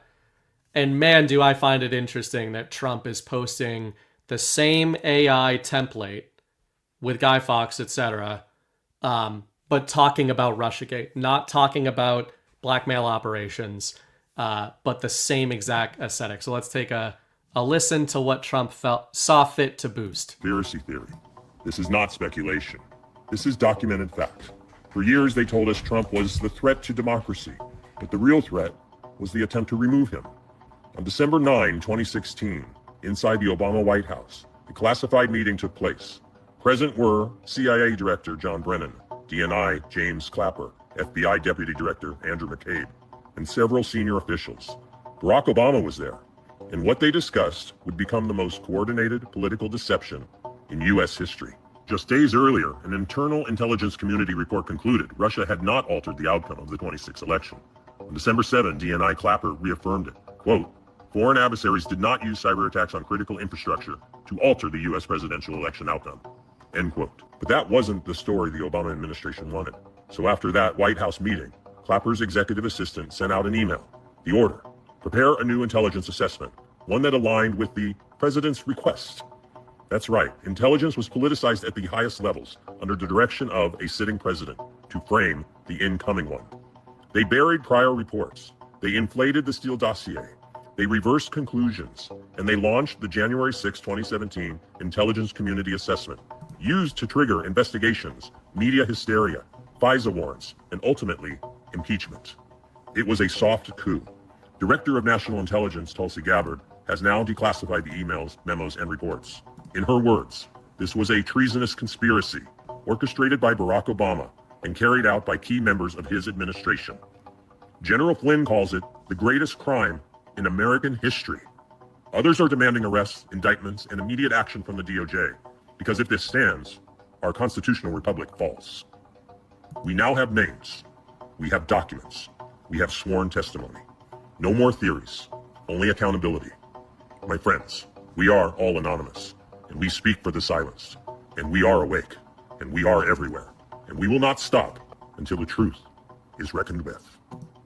Now, again, guys, before Jordan gives his take on this is Donald Trump, the President of the United States and subject of this treasonous operation, uploading this video to his official communications account and putting it out, which is different than retweeting it or retruthing it. But man, what do you think about that one? Well, I think it's cool because I'm just checking out this this page on Instagram at Deepfake Quotes. They actually have like 1,000 posts. They've been around a while, but I think it's cool that they are sort of taking back the anonymous idea, because for years anonymous had been clearly co-opted by the CIA, maybe even created by the CIA, and the whole anonymous brand was just pushing shitloads of propaganda. There was one account on Twitter at Your Non News. There was another one that was at Your Anon Central, and these were anonymous branded accounts that just tons and tons of lefty propagandist like disinformation. So it's pretty cool that this account is sort of taking that anonymous branding back and using it to push more truth instead of disinformation. So yeah, and the fact that, I mean, I agree with that, and I just think there's so many layers to it. Before we even get to the meat of the message, the Guy Fawkes mask, the Anon mask, etc. You know, whether you are talking about the Chans and the original chosen symbol for Anons, like you said, who knows where that originally came from, right? But or the V for Vendetta film, and more importantly, the graphic novel. Last week, I did a whole segment on The Watchmen, Alan Moore's Watchmen. For anybody in the audience who's not a nerd, you might be interested to know that the same guy who wrote The Watchmen, wrote V for Vendetta, came up with the that symbol, the Guy Fawkes mask. Wasn't he like super communist? He was, yeah. Alan Moore is a weird guy. And I had Matt Arrett on last week. We were talking about that. It's so interesting because he wrote some of the most based shit you're ever going to see. He's a hard one to nail down, I think, because he had these Marxist leanings, but then he also had this like anarcho-capitalist kind of thing to him. And I often think that in his narratives, the characters that he didn't necessarily want you to lionize are the ones that the audience does lionize. Right. So I still get a lot out of his stories, even if the intent might not have been what a lot of people think it was. I mean, a lot of us go through life with all kinds of contradicting ideas in our head. And maybe he's just a dude who is trying to figure stuff out and never came to terms with a particular path, and who knows. He never saw a lot of hope in his day too. Keep in mind, he was writing this stuff in the early 80s, right? Yeah, he was a guy, he was a product of the 60s and 70s. And, you know, like hey, can you blame? Look at all the postmodernism of the 70s. Yeah, maybe a bunch of Can you LSD blame? fried his brain, so he didn't Well, have and a- can you blame them for thinking that way? I mean, Yeah. they're living through Vietnam, and we're in 2025. People in this audience, some people have been burned out of being like, man, it's been 8 years of promising accountability. Imagine being Alan Moore in 1981, writing about all this shit and knowing how it all works, and thinking like, yeah, Reagan's not going to fix it, guys. Sorry. Yeah. So anyway, I can extend. Maybe we all could have been Alan Moore at that time. But the symbolism there, Donald Trump boosting an anonymous meme, and what it lays out when you talked about the threads unwinding, like he's putting it out there on the official communication of the president and just saying, this is what it's about. There's a piece in that video that says, no more conspiracy. It's time for, or no more theory. It's time for accountability. And if at the risk of everything's happening for the millionth time, has Donald Trump ever put out comms to this with this level of immediacy while the president? It's like, you're the guy, man. You've got the DOJ. So it certainly seems like the administration is currently promising an actual justice phase to come on the back of all this seeding. Yeah, and I mean, maybe with that Epstein op that started a couple of weeks ago, I mean, with the way that social media was riled up, I think there were select assets that were activated to get that rage bait going. And then a lot of people just got caught up in it, innocently caught up in a lot of that rage bait. But it was pretty clear that one of the angles of attack amongst all that rage bait was targeting Pam Bondi and putting a lot of blame on Pam Bondi. Right. And hindsight being hindsight, it looks like that was a very coordinated part of the rage bait op, was to target Pam Bondi, because now we have all these criminal referrals going right to Pam Bondi's desk. So let's make Pam Bondi look like the bad guy and look like the terrible pick that's not doing anything. Well, I frankly think Pam Bondi is going to come out and shut the haters up. I could be wrong, of course. We'll see if I have to eat crow over that. But if I need to, I'll fry it, deep fry the crow. But I think Pam Bondi is going to end up being a good pick that will shut the haters up. Yeah, and I think it's been one of the more interesting things lately, because certainly at Badlands and just in our orbit, nobody here is worried about questioning anybody in positions of authority, and I think that that's a strength. But I think there's a key difference between that, because we always orbit around the signal, the unmistakable signal at this point, that Trump is not a deep state actor. He's trying to do what he says he's going to do. Your level of your belief in Patriot control can vary. There's a lot of different readings of what that means. But the people who I think have once again been exposed by the Epstein op, by the Bondi op, etc., it's all these Con Inc. faggots who've been for years. I mean, 2022, November, I'd written an article called The Wolves Among Us at that time, when Donald Trump declared his candidacy for 2024, and they all came out, the Ben Shapiros, the Cernoviches of the world, etc., and they said it was too early, it was threatening to fracture the movement, all this kind of stuff, right?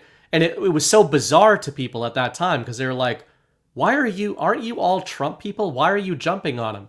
We were saying, well, these are Con Inc. retards. But timing-wise, similar to what we're talking about tonight with Epstein, what happened 2 months after that? Ron DeSantis announces his candidacy. So doesn't it take on a different context, different color? Why were they all saying Trump was too early? Because Trump front ran the Con Inc. play. The Con Inc. play was to get their guy on the ballot, so that if Trump then announced his candidacy, they could say Trump was threatening unity. And one of the reasons, even though 10 people in our audience get really mad anytime I go on a unity rant, one of the reasons I and some others get so annoyed by toxic unity is the toxic unity play was invented by the Daily Wire and the Con Inc. crowd in order to demonize Donald Trump and MAGA supporters because they were saying that MAGA was not on board with the GOP agenda. So when you see people in the truth community saying, don't disagree with me, we need unity, they are advancing the same macro rhetoric. That's called a cult. As Conning. That's called a cult. That's exactly. called, I'm trying to silence dissent. I don't want people criticizing or questioning me, so I'm going to hide behind this unity phrase. Trust me. I went to enough New Age conferences back in the day where I saw all of this bullshit pseudo unity, fake unity. It's just a phrase that people throw out there to try to silence dissent because they want to live in their comfort zone. So unity, let's all think the same thing and do the same thing and not criticize each other. Don't be negative. Let's just be nice and supportive and unify, blah, blah, blah, blah, blah. Yes, unity is great and all, but that doesn't mean we all have to think the same thing or do the same thing. We can have disagreements. We can have competition between each other. We can criticize each other. That doesn't mean we're not anti-unity. You know, it's the whole unity thing is an important conversation, but it is important to know that people throw that out there to hide behind it as it's virtue a brand. signaling. It's virtue signaling. Yeah, exactly. And that's why I say there's a difference between unity, real unity, and the unity narrative. Unity real unity is my neighbor's a jackass. I can't stand him. But if there's burglars coming through the neighborhood robbing his house, I'll shoot him to protect him and you know, right? So you can. I will say burglar is such a silly word that I can't imagine you shooting one.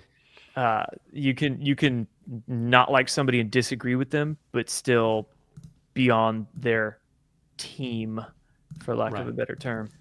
Now, you brought up another article in keeping with the coordination and the convergence here, and you know, the convergence we just brought up in the Gateway Pundit article was narrative convergence. It was, you know, literally a narrative setter that was involved in both the recent Epstein deployment and, as you said, the past Russiagate reporting. The other one you pointed out from Politico here is more of an actual base. So this is from 2022. Judge who approved FBI's Mar-a-Lago search represented clients linked to Jeffrey Epstein. So this is just another example there. Yeah, Bruce Reinhart worked as a federal prosecutor until January 1st, 2008, when a day later he became a defense attorney representing employees of Epstein. And I think Tulsi Gabbard is some of her disclosures this week are going to be related to the Mar-a-Lago raid. Basically, it looks like what Tulsi Gabbard is doing right now is declassifying a bunch of shit that would be perfect for when Trump appoints his special prosecutor for that conspiracy probe. So Tulsi is setting up the alley-oop that'll just be great down the road when the special prosecutor is appointed. But looky here, you know, Florida judge guy connected right to Epstein's clients, if you will. So, yeah, and then you've got I know you've got to take off in a few, but sort of as we wrap up this part of the conversation, the third movie I think is a broad one. Like we've talked about Guardians of the Pedophiles. That's the Epstein narrative, right? Panic in DC, FISA-gate, Panic in DC. I read your article, and you it is seem a broad to have, one. I think it's a broad one, but I think you're seeing some of the same gravity that I talk about. But I wonder what you think of that, just on the macro, and are there any actuals that are mapping onto that idea more broadly than Epstein and FISA-gate? I mean, it is a broad sort of umbrella idea, panic in DC, because clearly Russiagate's causing panic in DC. Epstein stuff to an extent causing panic in DC for sure.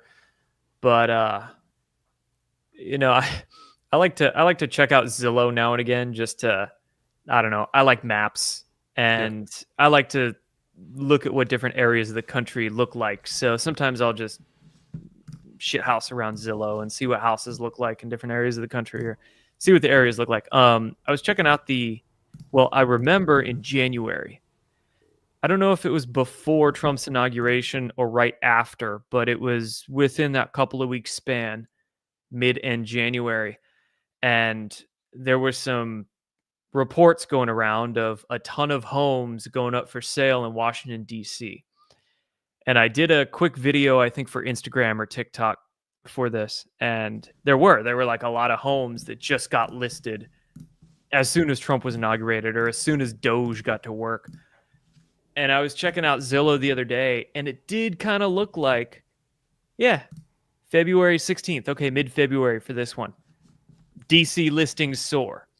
And I was checking out Zillow just a couple days ago, and it looks like there's still a lot of listings being hitting the market in the DC area.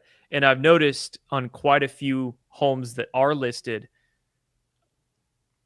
price cut $2,000, price cut $5,000, price cut $10,000. So they're A, I think, having kind of a difficult time selling these homes. But B, there's a ton that are about to hit the market too. There were a ton of homes that, on the market July 30th, on the market July 31st. So plus we're getting more layoffs, more organizations defunded. Senate just voted to officially codify the $9 billion in USAID and other cuts, defund NPR, defund PBS, which I freaking love.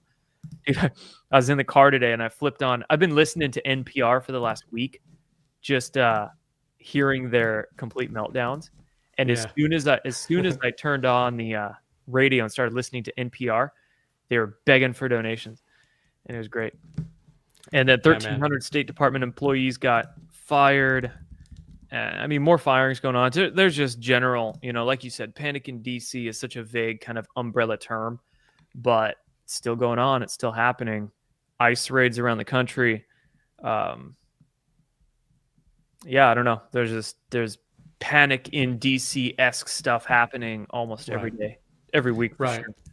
And no doubt many people saw the incredible meme that the official White House, not even meme, just the post the official White House account put out. Walking into the weekend knowing you were never a panican. And, these are some of those signals. To a normie, it's like, I can't believe in the midst of such utter seriousness, this man is allowing the White House account to do this. And when it's I say so Normieville unprofessional. I want Obama back. I mean, when I say Normieville too, I mean Con Inc. Because you bet your ass all the Con Inc. people who take themselves very seriously thought that this was not a good move by Donald Trump, and I think he should take the American people more seriously. But to your point, we can play the mirror game with this as well and say, okay, Trump and team are poking fun at Normieville, sure, but that panic word has a certain context to this audience that you're talking about, and right. Sure, the headlines of jobless claims and real estate, I think it's more mimetic. It's actual. I mean, it's actually happening. These are statistics. You could say it's Doge. It's probably all the above. But I think it's what it's emblematic of that is really the signal here. Like, for whatever reason, these jobless claims are happening, whether it's Doge or something else. It's the first kind of actual sea change that we're seeing that demonstrates that an incoming president is seen as really inversely impacting DC versus the larger country. And sure, there's a ways to go in terms of couple tax cuts aren't really bringing us into the golden age yet, right? We're halfway through 2025. Next time I have you on, I want to talk more about some of that golden age stuff, especially when it comes to technology. But hey, swamp draining, it starts in DC, and then another one I want to get your thoughts on, or just broadly. This was a few weeks ago. It even passed under my radar. Trump says he's thinking about taking over DC. So this was at a press conference. Is this the one where they're thinking about kind of reorienting how DC is classified as? Yes. Kind of like people float that theory of, Vatican City, London City, Washington, D.C., they're all city-states because they're not legally a part of their country and the New World Order controls them, blah, blah, blah. I don't know how legitimate that is, but... I don't either, but I do know he's playing with it at the very least. I was trying to find the video here, but yeah, this was... Trump revived the idea of taking over DC on Tuesday, saying the capital city should be run flawlessly. He's floating his takeover amid a high-profile project to build a new NFL stadium. He's also, speaking of, this was July 8th, but today he's taking aim at the Washington Redskins, the Washington Commanders, and he's telling them to rename themselves to the Redskins. And the Commanders are coming out saying he has no authority over them, and he's saying he does. So this is kind of another, these are mimetic things. Shitposter in chief, man. He is shitposting, and there is something to the shitposting. He says, we're thinking about doing it, to be honest with you. We want a capital that runs flawlessly. It wouldn't be hard for us to do. We've had a good relationship with the mayor. We're testing to see if it works. We have tremendous power at the White House to run places when we have to. And like John had already brought this up on Twitter as a little com, and then I brought it up again, and I'm like, man, that's one of the biggest Devo comms I feel like we've heard. He's like, sometimes John will be like, this is the biggest Devo com ever. And then you present him with like the actual biggest Devo com ever, and he's like, whatever.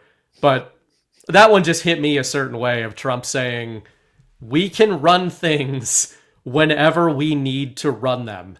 And that made me think of the Biden administration, like whatever you think about that, national essential functions and everything. So he's putting a lot of that stuff out there.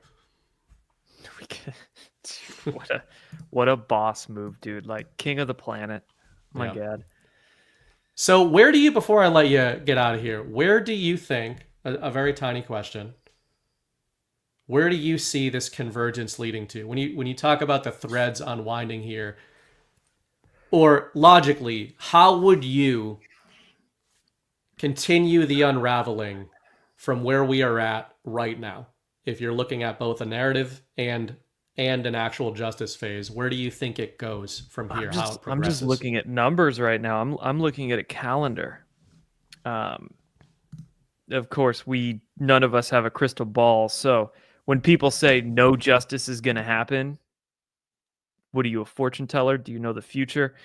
But we can't have expectations. We don't know exactly what, when, who, where, how. Oh, but I mean, if we're going to get the ball rolling, it's been 6 months of Trump's term. That 6 months flew by quick. Granted, we still have 3.5 years. But let us also remember that they want to hold their big 250th birthday of America, July 4th, 2026. So I think their ultimate goal is to get some serious headway of all this before then, before the 4th of July, 2026. So it can be kind of like a celebratory thing, because this justice phase, this accountability phase in unraveling the threads and arresting the networks and all this sort of stuff, that's stage one. That's step one. Step two is, okay, once we have these corrupt people out of power and we can work with a lot more freedom, then we have to start rebuilding these systems. Step one is just the beginning. We're not even to the beginning yet. So if Trump wants to come out with his freedom cities and these other things, we need some time to be able to do that. So we got to get this justice phase going. That makes sense. 1, 2, 3, 4, 5.5 months towards the end of the year. I don't know, man. When was Congress going to go on their August recess? That is the machine. August recess, derp. But a couple of soon here. I don't think they have a specific date usually. I think a special prosecutor is something that Trump can appoint on his own without Congress being in session. And I think it's actually advantageous for Trump to do so, because if Congress was recessed, then they wouldn't be able to vote on it. And Trump, correct me if I'm wrong, chat. I could be completely wrong with some of the specifics on this, but I was reading something where if Congress is recessed, Trump can make a special appointment like that, and it's kind of like guaranteed. Right. I do remember that narrative being out there. At least people in his orbit were saying that.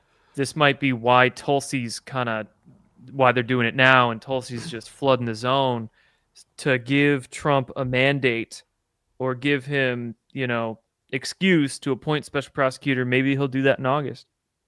And then Well said. I would be curious to see how big of a team that special prosecutor would have, because if they're going to be looking into all those things, they're going to need a big ass team, and they're going to need quite the PR for it as well. I mean, maybe even starting their own X account or having a special press person for, because that's going to be quite an effort if they're going to look at all those things.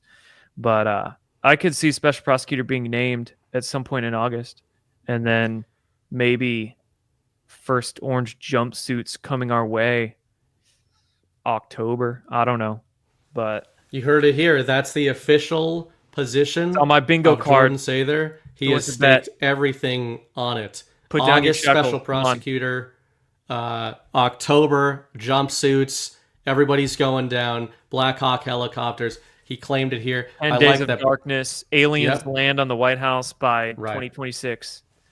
Man, aliens are so gay. I'm looking forward to that all being just exposed as gay.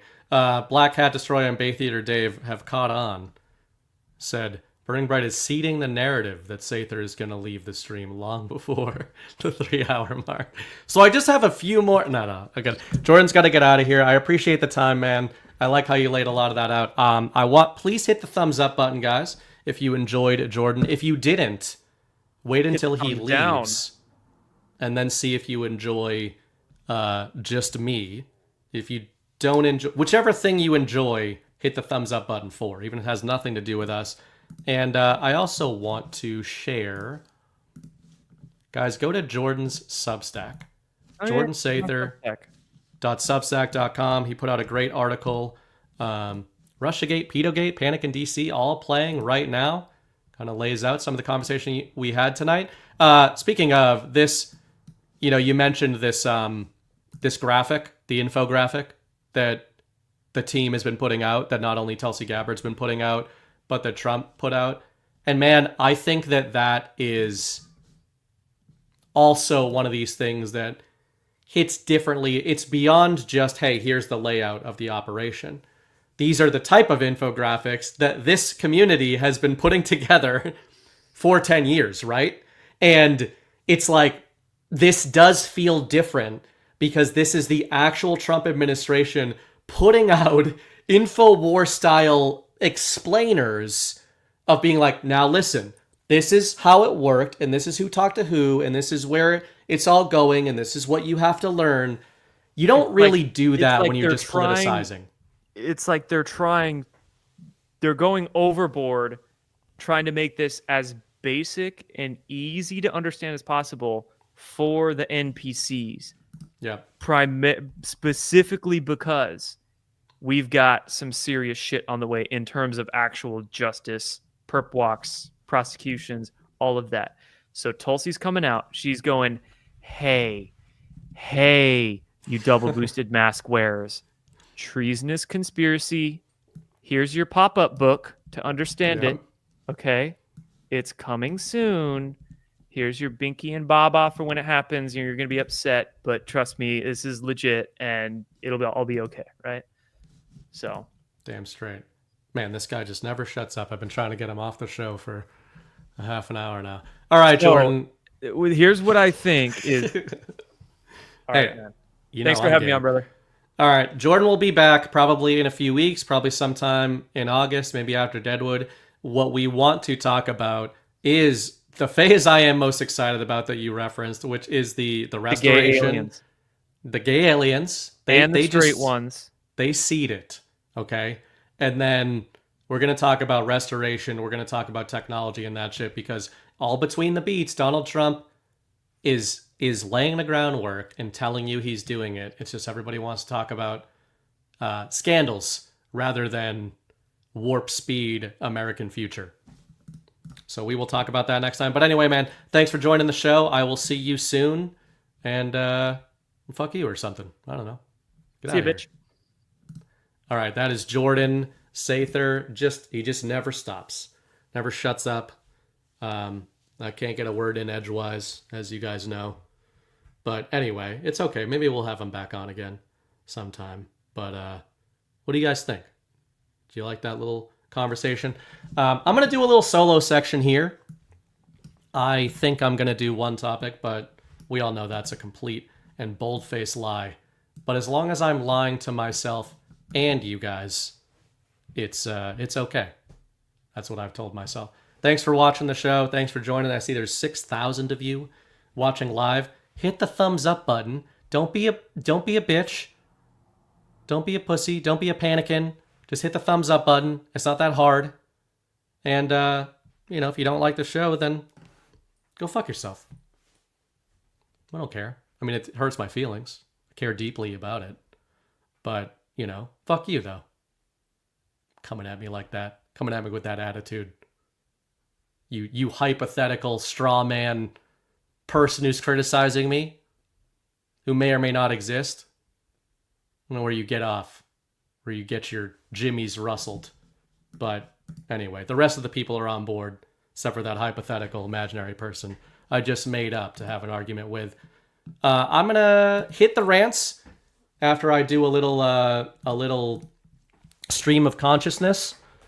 And so if you guys have anything you want to send in, go do that. I will also check the boost. If you guys ever want to send a boost into the show, triple vaxi maxi boost type of thing, go to badlandsmedia.tv/boost and you will be able to choose which show you want and send a boost over. There's a couple of those I will get to as well later. Okay, what did I want to talk about? Okay, we're gonna stay on the Russiagate narrative a little bit. I think I pissed off that hypothetical person who doesn't exist. So, whatever, man. That's their problem. I'm going to play a little clip that Trump put out here on Tulsi Gabbard. I know most of us have seen this stuff, but there are so many layers to it. The thread unravels in so many directions, and as you guys know, my focus is on the narrative and narrative warfare. And this isn't the only narrative that, or the only thing that maps onto kind of how I largely see the info war, but it's definitely a biggie, and it's one I'm excited by. And we're going to get into a little bit of that in this overtime. So let's watch this little video that Trump put out of Tulsi on the MSM explaining this stuff. The months leading up to the November 2016 election, the intelligence community agreed that there was no intelligence that reflected that Russia was trying to hack the election in favor of either candidate. The evidence showed, the intelligence showed that, again, Russia did not have either the intent nor the capability to be able to impact the outcome of the United States election. So it was very striking when we look back again at the documents that I declassified and released that shows there was a shift in early December, the first week of December. Again, another document was produced by the intelligence media, President's Daily Brief, that was consistent with every other assessment that was done previously leading up to the election. Russia did not, this is after the election now, did not attempt to affect the outcome of the American election. That was never published. Hours before it would have gone into President Obama's President's Daily Brief, it was pulled by a senior level intelligence official saying that they had to pull it because they had received new guidance. The very next day, this meeting was called, a National Security Council meeting, bring together all of the senior leaders of President Obama's cabinet, and the topic that was put forward was a sensitive matter. The task that came out of that meeting was coming from President Obama directing the intelligence community, then Obama's ODNI director Clapper, to produce a document, to produce an intelligence assessment that detailed not if, but how Moscow affected the outcome of the election that had already occurred, electing Donald Trump to the presidency. This document that they published in January of 2017 was the foundational groundwork that they continue to reference over and over and over again to enact this years-long coup against President Trump. Okay. But how... We're going to listen to that little clip at the end one more time and think of how it's relevant to this show. Moscow affected the outcome of the election that had already occurred, electing Donald Trump to the presidency. This document that they published in January of 2017 was the foundational ground. Okay, that's it. Enough, Tulsi. Relax. This document was the foundational groundwork That's what stuck out to me. So, you guys know I'm not really a documents guy.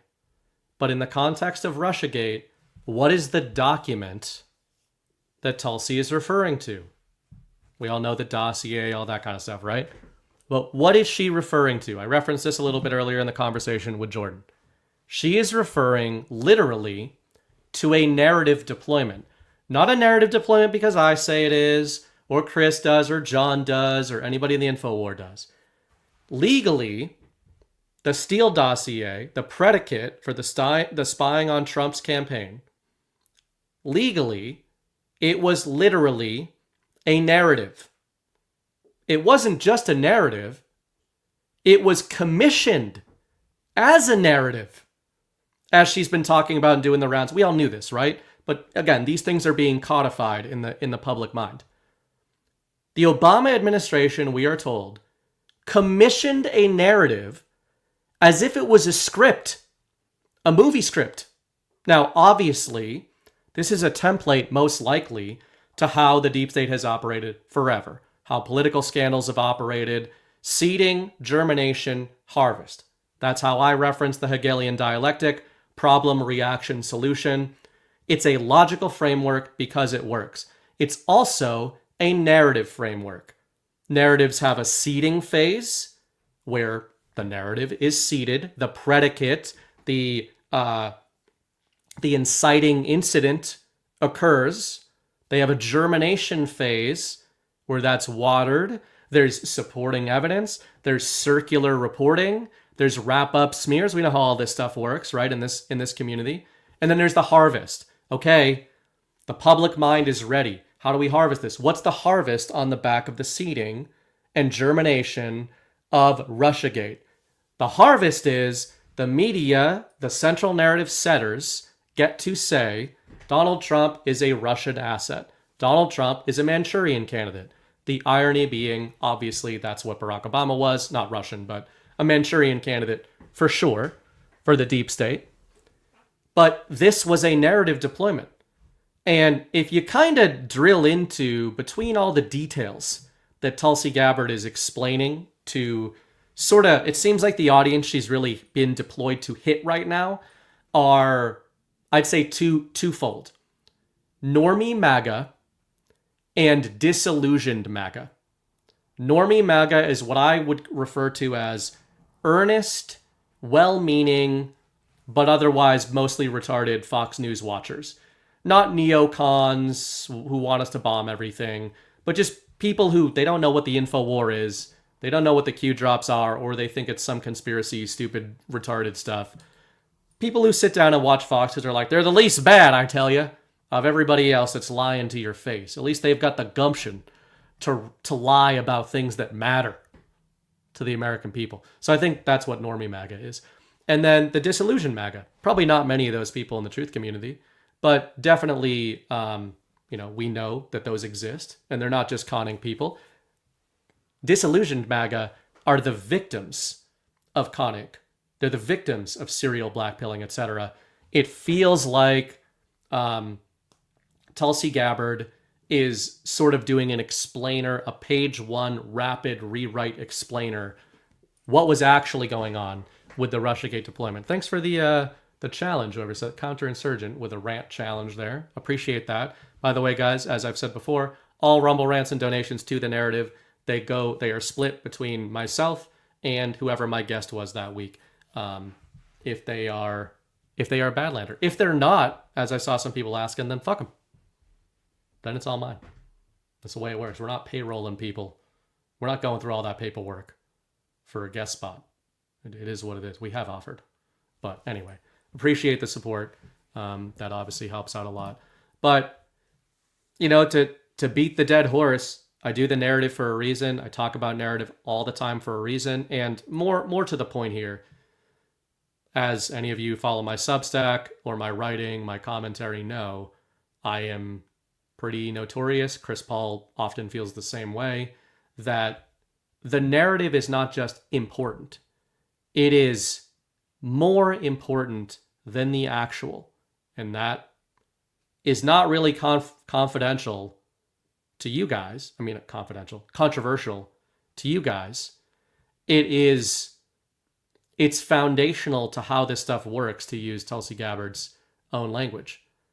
They didn't seed a Russiagate narrative so that no actuals would occur, right? They seeded the narrative because the narrative of Russiagate was the predicate for two things. Number one, to try to stop Donald Trump from becoming the president. That's an actual effect that they wanted to happen. When that didn't work in 2016-17, they used it as the predicate, and all the spider webs that spun out from it, they used it as the predicate for two impeachment prosecutions, investigate, whatever the hell you'd say there. Two impeachment hoaxes. So the narrative is the seed, it's the predicate for the actuals that follow. And as I say all the time, I would challenge you to disprove my foundational theory that all actual wars, all actuals, are the result of lost information wars. Or won information wars, hopefully in this case. If you win the story, you win the war. If you win the story about reality, to take a term from Chris Paul, you win reality. You affect reality. And I think that's what Tulsi is kind of getting at here. Normies, and that, which is fine. It's not always meant to be this this sort of insult to call them that. But people who don't engage with stuff in the way that we do, it's fine. They're going to get a logical framework to understand the actual corruption. U.S. intel agencies, a former administration poisoning the well on an incoming administration. They're going to understand the logical framework, builds public mandate, builds the legal case. Jordan was saying, they're going to need a big team, etc. But then, I was going to argue with his point as he was getting out of here, but he then saved himself by talking about PR. So I am one of those people who believes that wherever your mileage on Patriot control is, mine certainly changes around back and forth a bit in terms of what kind of a vote the enemy has. I find it very difficult to believe that the actual investigation and the teams behind those are not far in the rearview mirror, right? Trump wasn't on TV in 2018 breathlessly explaining the Russiagate hoax because he was looking forward to putting a investigation team together in 2025 or in 2021 when he got back in, if he didn't get the election stolen. I don't believe that. I think the investigations are done. The evidence is compiled. There's a reason the director of national intelligence is now going on TV and talking to normies and telling them that they are, as Jay said in the chat, they are ready to prosecute, right? That doesn't mean they're going to prosecute next month, but they are ready to prosecute. The second point Jordan made before he got out of here, he referenced they're going to need a big PR team. I would argue that's what Tulsi Gabbard is. And I do not say that as an insult. That's why one of the funny things is when we reference the Trump cabinet of Trump 2.0 as the TV characters, I called them the A-team in 2024 before Trump was sworn in. It's not always an insult. Some people use it as an insult, derogatory, right? Oh, the TV characters. Who cares what the TV characters are saying? But that goes both ways. The TV characters are there because Trump cast them. And Trump cast them, why? For public relations. What is public relations? Storytelling.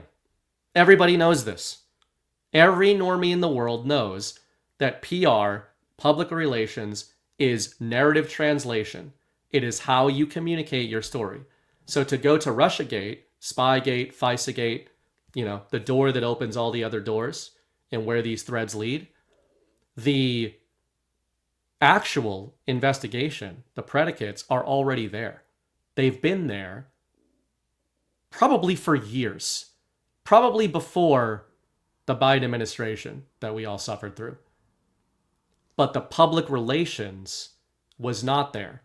And I don't think it's because there wasn't a Trump administration in the interim. I think it's because there's some sort of mass psychological Overton's goalpost. Brad and I think when he was on talked about Overton's goalpost. The Overton window. Overton's goalpost is my terminology that I confuse myself with. The Overton window and where it is. Well, if the Overton window is over here, then you can't deploy an effective public relations or narrative translation, also known as mandate, codification, deployment, or mission, if that's over here. So you have to move or allow the Overton window to be moved over here. Because what is the Overton window? It's not an actual, it's psychological. It's all about emotional and psychospiritual mapping. The Overton window is all about the framework and the boundaries in which acceptable public discourse can take place. Another way to bring the Epstein narrative back into this is a white pill to tie onto that, no matter how you felt in the chaos, is think of it this way.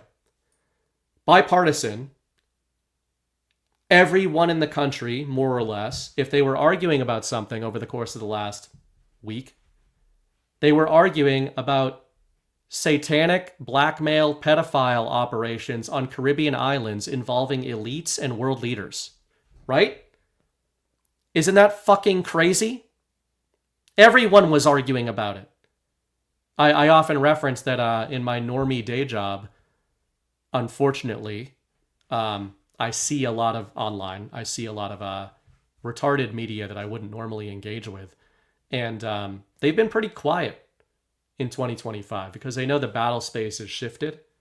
And it was such a humiliating route to them, the story of the 2024 election, the swing states all going to Trump, right? The mandate election. It was so embarrassing for them that they've kind of shut up because they're embarrassed. They know that they were living in a bubble. They kind of started crawling out of their shells in the last week. I saw some people on Badlands.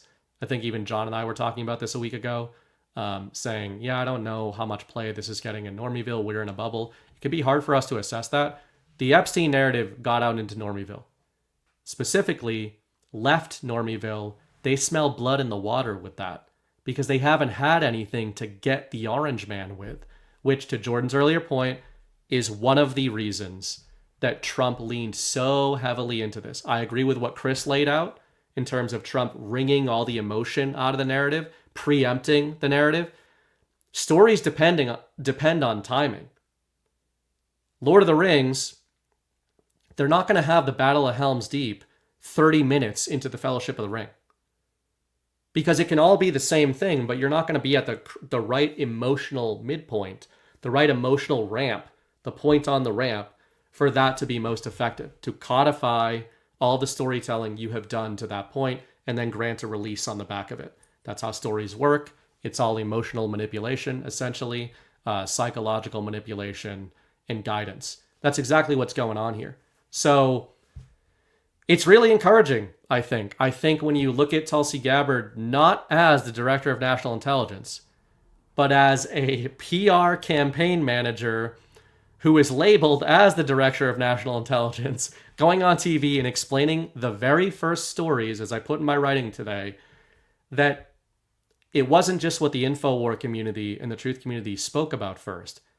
It was arguably the operation that created the beginnings of the truth community.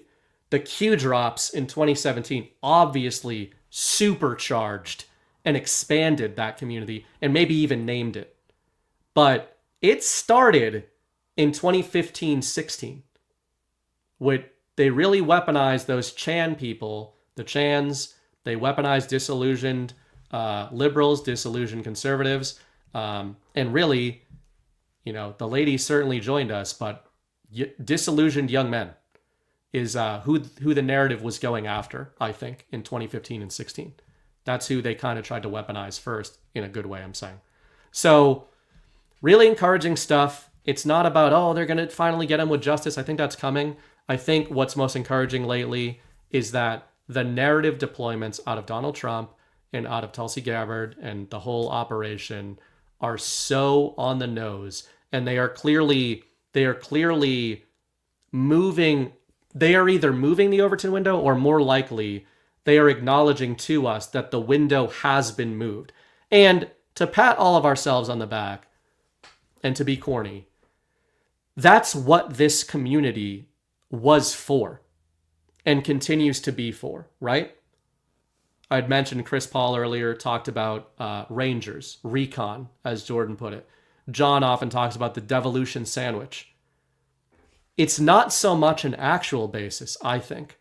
I think it's about we have the ability to be shock troopers, InfoWars shock troopers, narrative shock troopers, to push the Overton window, the lead post of the Overton window, forward to such a degree that what Patriots get to do is they get to pick up the center mass, the tent pole, and shift it a little bit. They're not over here, right?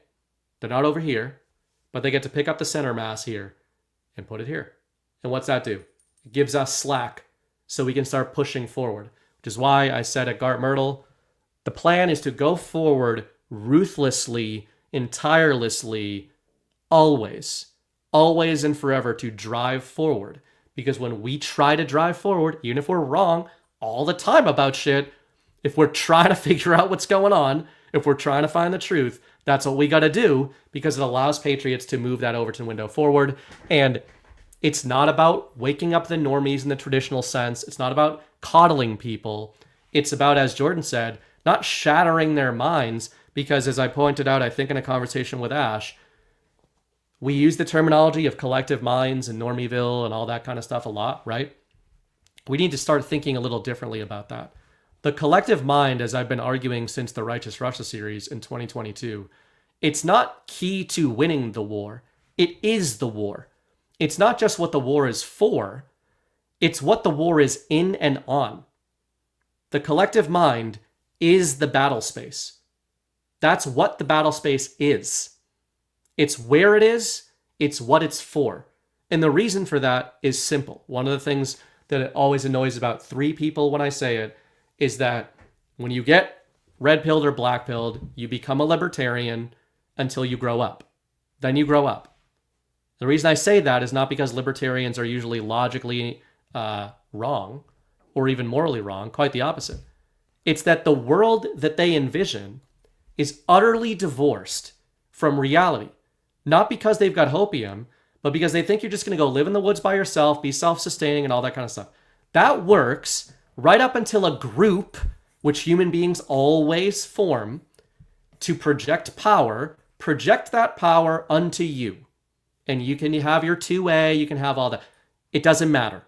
On a macro scale, libertarians and pure individualists, I have come to learn this myself as somebody who used to identify that way, will never build a society or a culture. They will simply survive. That's what libertarians are good at. That's what absolutists and individualists are good at. They are good at surviving. They're good at existing. They are not good at recognizing the battle space that we are in and trying to react accordingly and move that battle space or change that battle space.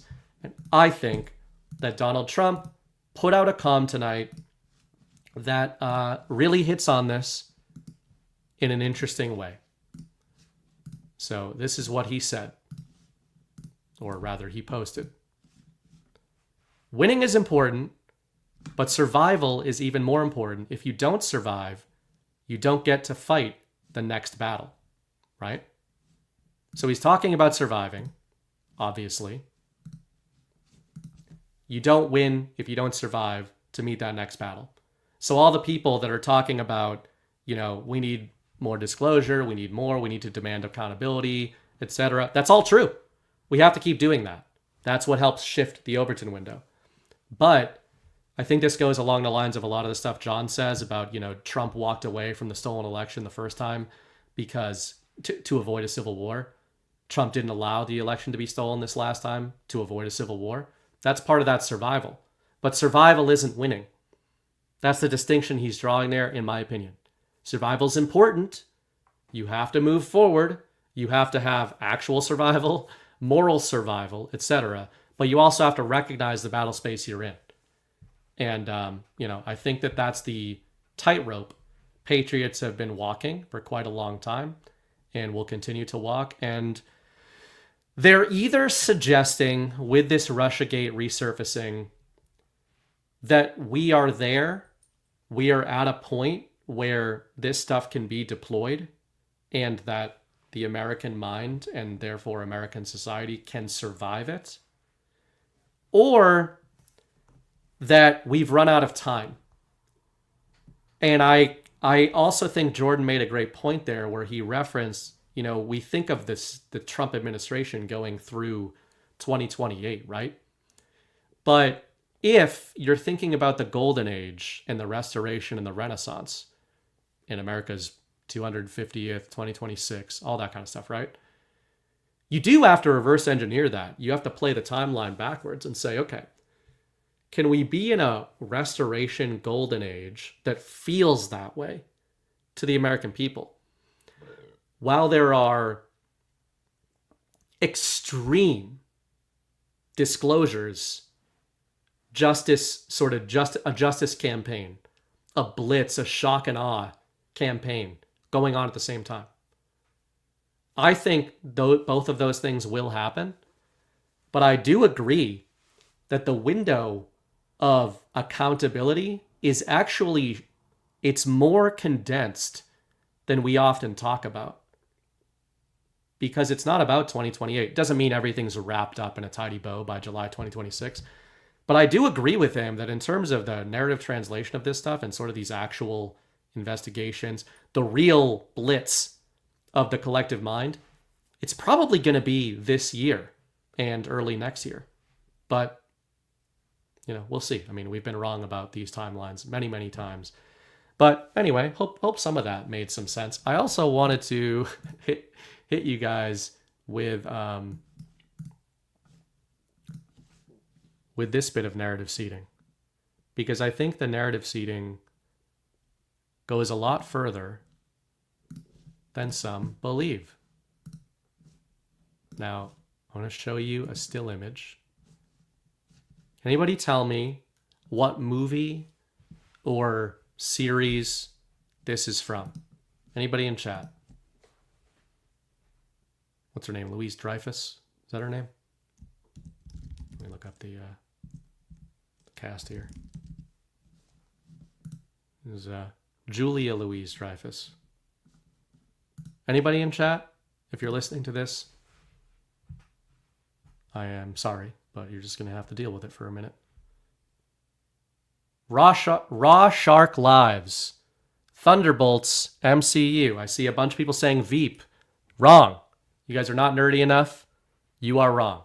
This image is from the Marvel Cinematic Universe Disney-produced movie from February called Thunderbolts. It was an utter flop at the box office. It's actually not that bad in terms of how comic book movies go, since they've been so gay lately. This is Julia Louise Dreyfus playing a government contractor in the Marvel superhero movie Thunderbolts from February 2025. She's playing a military contractor, an intelligence contractor that is testifying before a congressional committee because of accusations that she is running a secret intelligence operation and perhaps weapons operation. Okay? So anybody who is looking at this, if you didn't see that before, what does she look like? I mean, this is more than she is coded to look like Tulsi Gabbard. This is Tulsi Gabbard. She's wearing the white suit. She's got the American flag. She's got the dark hair. She's got the rogue from the X-Men white wisp. She's played by a woman, Julia Louise Dreyfus, who besides Seinfeld is, as the chat said, most infamous for playing the vice president. I don't know if she becomes the president in that show. I never watched it. Veep, which I think is an HBO show, critically acclaimed, all that kind of stuff, right? So this is February 2025. Now, this would have been more mimetic if anybody saw that movie. But part of the info war is the culture war, and the establishment has been soundly losing the culture war. So nobody's going to see Marvel movies right now. Even a Superman movie, since it was directed by James Gunn, maybe is not doing well, even though I've heard it's quite optimistic. So this I think this is more than just your run-of-the-mill, a superhero movie, insert, Hollywood establishment is taking a shot, a not-so-veiled shot at Tulsi Gabbard, a member of Trump's administration. Here's the point. Let me just look this up to drive this home. And I'm sorry if you think this is a boring point, but don't make me get mad at some hypothetical person complaining about this show who doesn't even exist. Because I'll go off on them.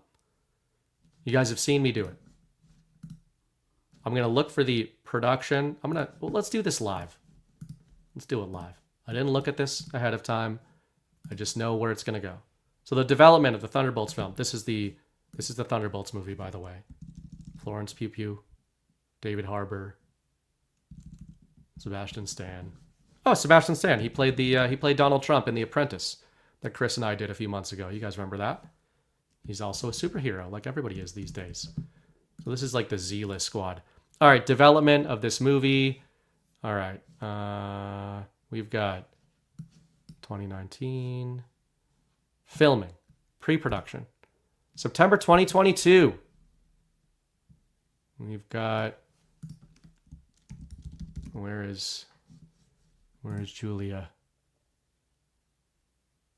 Oh yeah, 2016. Falcon 2021. Okay, sorry for the live dig here. The Falcon and the Winter Soldier here is a Marvel TV series, which is super Marxist and horrible. This was 2021. This aired in 2021, which means it was filmed in 2020. And it was actually filmed in 2019 because of the lockdowns, right? Julia Louis-Dreyfus' character was introduced in that movie, and I think she was in the post-credit scene of the Black Widow movie in 2021 as well, okay? So, Julia Louis-Dreyfus' character, who looked exactly like I just showed you, was introduced into the Marvel Cinematic Universe early on. These movies, Thunderbolts, was then filmed 2022. These things take a long time to produce and to put together. The point here is they've been seeding this character in, literally for years during the Biden administration. Obviously, you guys know, I mean, everybody can tell by looking at that this is meant to be a direct analog or reference, a psychological mapping reference to Tulsi Gabbard, right? And this was put in production, this was filmed way before Donald Trump chose her as DNI. And I've been one of those people, just like many, who don't know who's good, who's bad, which of the TV characters are good, etc. But a couple things here. Number one, why are they focusing on Tulsi Gabbard? It's not like they had a whole list of analogs. It's not like they had an Elon stand-in and a Pete Hegseth stand-in and an RFK Jr. stand-in. They have a one-to-one SNL-style stand-in in a blockbuster Hollywood movie for Tulsi Gabbard that is being produced years in advance. They were I think I buried the lead here. The character, Valentina Allegra de Fontaine, stupid, dumb name that they try to make jokes about in the movie. She's bad, okay?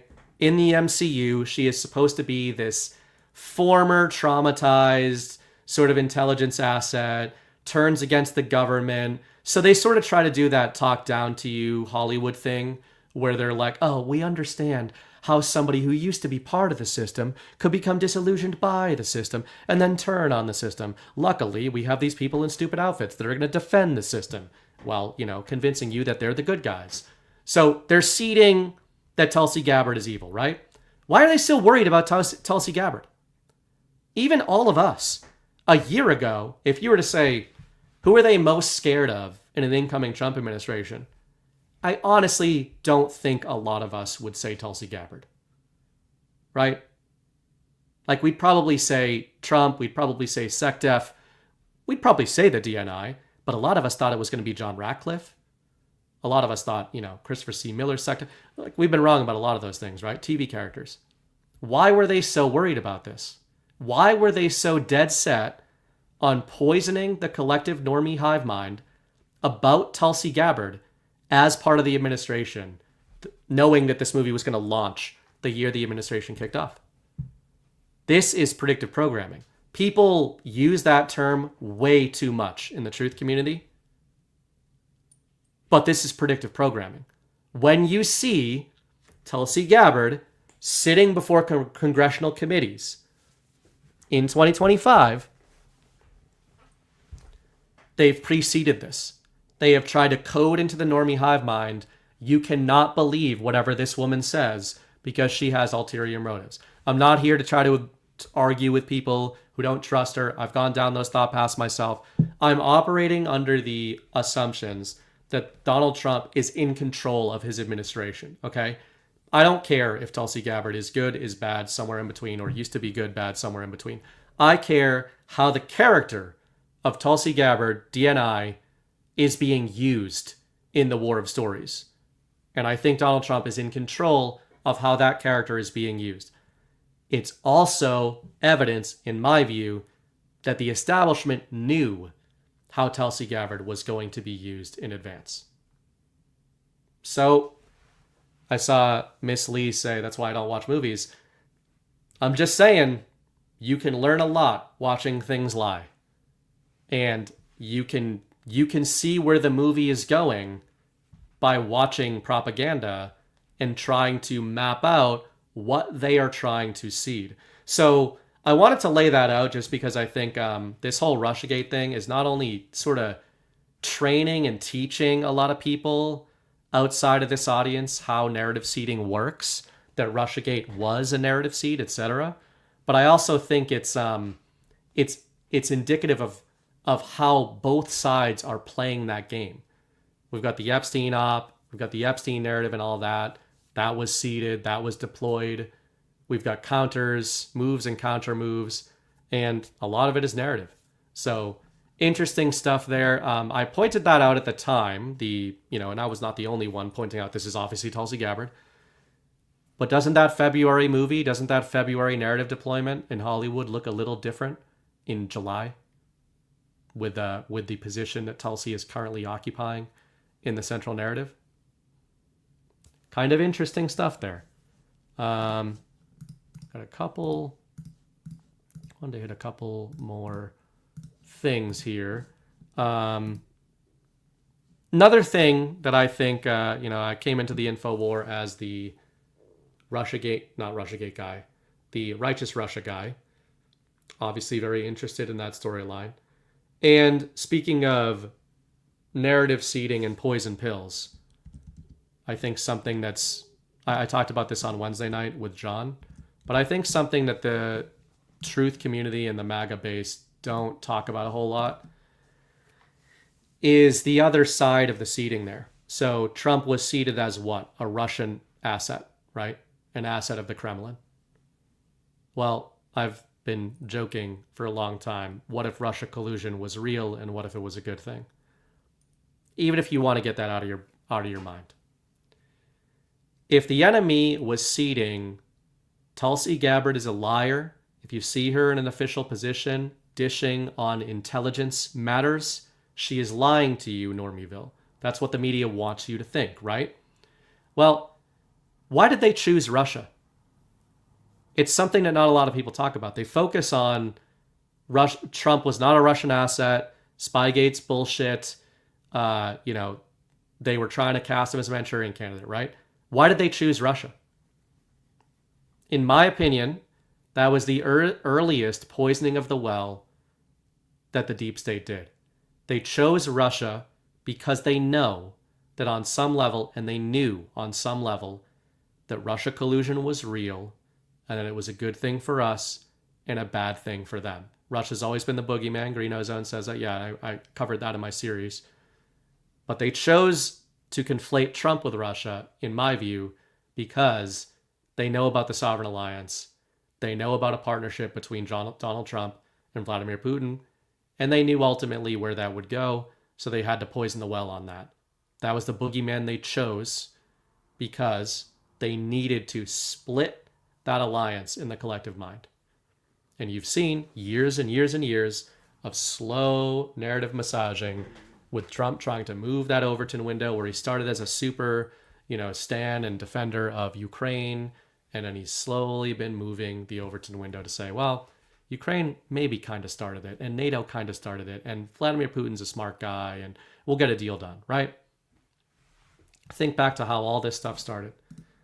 And then another just little thing. I'm not going to do a whole thing on this, but just as a teaser, maybe I'll do this with G Money when he comes back from all his travels.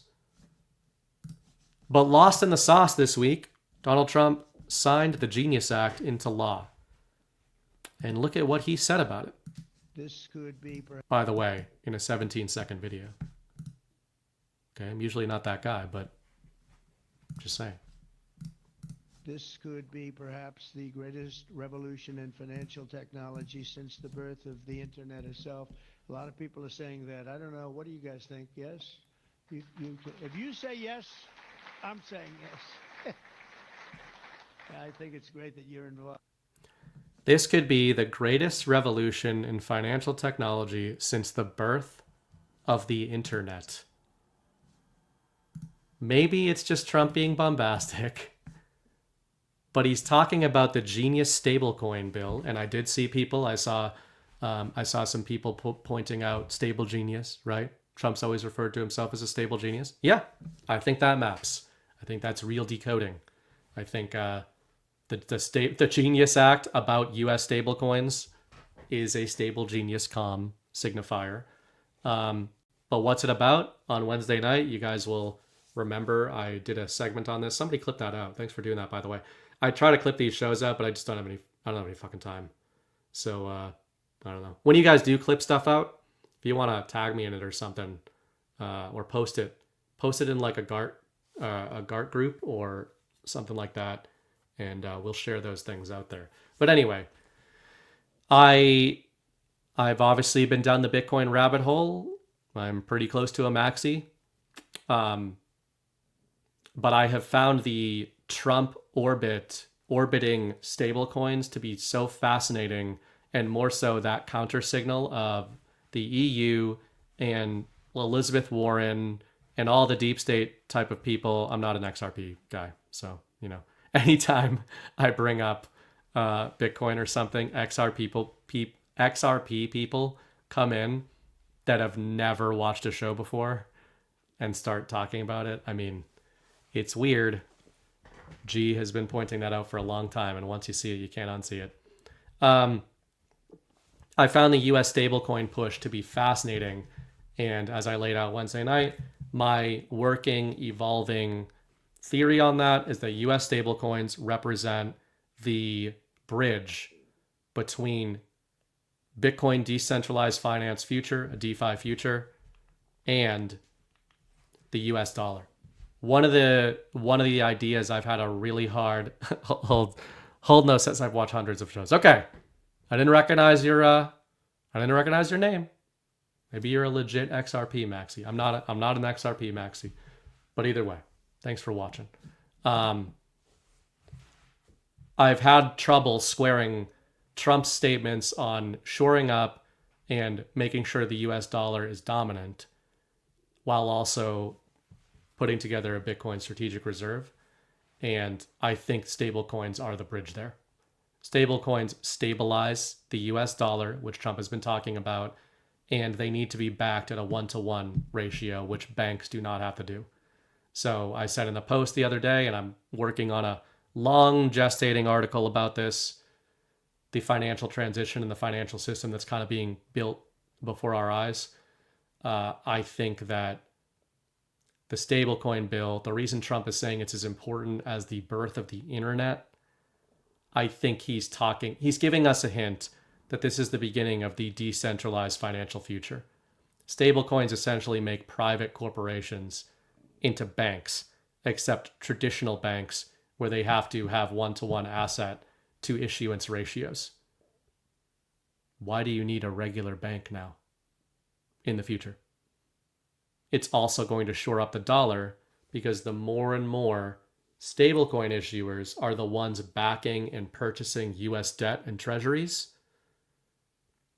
The less backing there is in the traditional financial system and the more backing there is in the privatized banking system. It's good, SG2. Is this bill good or bad? In my opinion, it's good. But I did see the whole Con Inc. sphere and the intellectual dark web talking about how this is how they're going to get us. And if you believe that, okay. Trump is the deep state and the deep state won and the Zionists are going to get us. It's literally an anti-CBDC. So Trump is banning CBDCs, central bank digital currencies, and he is accelerating full speed into stablecoins. I believe stablecoins and their issuers and backers are going to be the bank killers. And what are stablecoins going to be backed by besides US treasuries? Probably Bitcoin. Because as it turns out, Tether, Howard Lutnick's part of it, Rumble's associated with Tether now, the Trumps are associated with Tether, Circle is another company. All these people are Bitcoin maximalists. Well, some of them are maximalists, but they're Bitcoiners. And yes, it can be backed by gold as well. So 1-to-1 ratio for the first time since 1913. They're just not going to call them banks. And if any of you still haven't for some reason, you should go down the MicroStrategy Michael Saylor rabbit hole. And I believe that will be the first Bitcoin bank. But people are not quite there yet. So that's why we have to play the games that we play. I'll be doing a lot more on that in the future. But I'm going to stop rambling tonight. I'm going to get to you guys. I appreciate you watching the show. Appreciate you supporting what I do. Thanks for sending in rants. If you watch this on replay, shoot a boost over if you want to, or don't. Just, whatever. I'm not gonna fight with you again. I already did that earlier, and I'm a little worn out. So I am going to go over some boosts and some rants. And speaking of boosts, we had one come through from VP Nichols. I don't know if I already read this one. I did. Thank you for the boost, though. Gandalf 4, $5. With Guard Deadwood upcoming, I urge attendees to go see the Crazy Horse Memorial. Also, would love to see a Badlands show. Matt, Ghost, Sean, and Zach look into his Fed assassination story. Feds offered $10 million to take over, but the sculptor heroically refused. Wow. That's interesting. I didn't see that sculpture in person last Deadwood, but I did see pictures of other people seeing it in person. So, yeah. Deadwood should be fun stuff. JK Nerdy, $20. I don't get to watch the narrative live, but it's the first one I go to Monday nights after the live shows end. You're definitely the most entertaining personality on Badlands, in my opinion. Take care. Thank you, JK Nerdy. I appreciate entertaining. Didn't say smartest. Didn't say most based. Just said entertaining. But I'll take it. I will take it. So, I don't Miss Lee. I don't like invisible shit. That's pretty funny. Yeah, Golden Age says XRP Ripple is adored by the World Economic Forum. Check their website. The Ripple CEO donated millions to the Kamala campaign. DJT excluded it from the strategic Bitcoin reserve. Like, guys, maybe we'll be wrong, but if you're a Ripple maxi, I just don't say you weren't told. Don't say you were not told. It's these people. Yeah, I mean, it's amazing. But hey, you do you.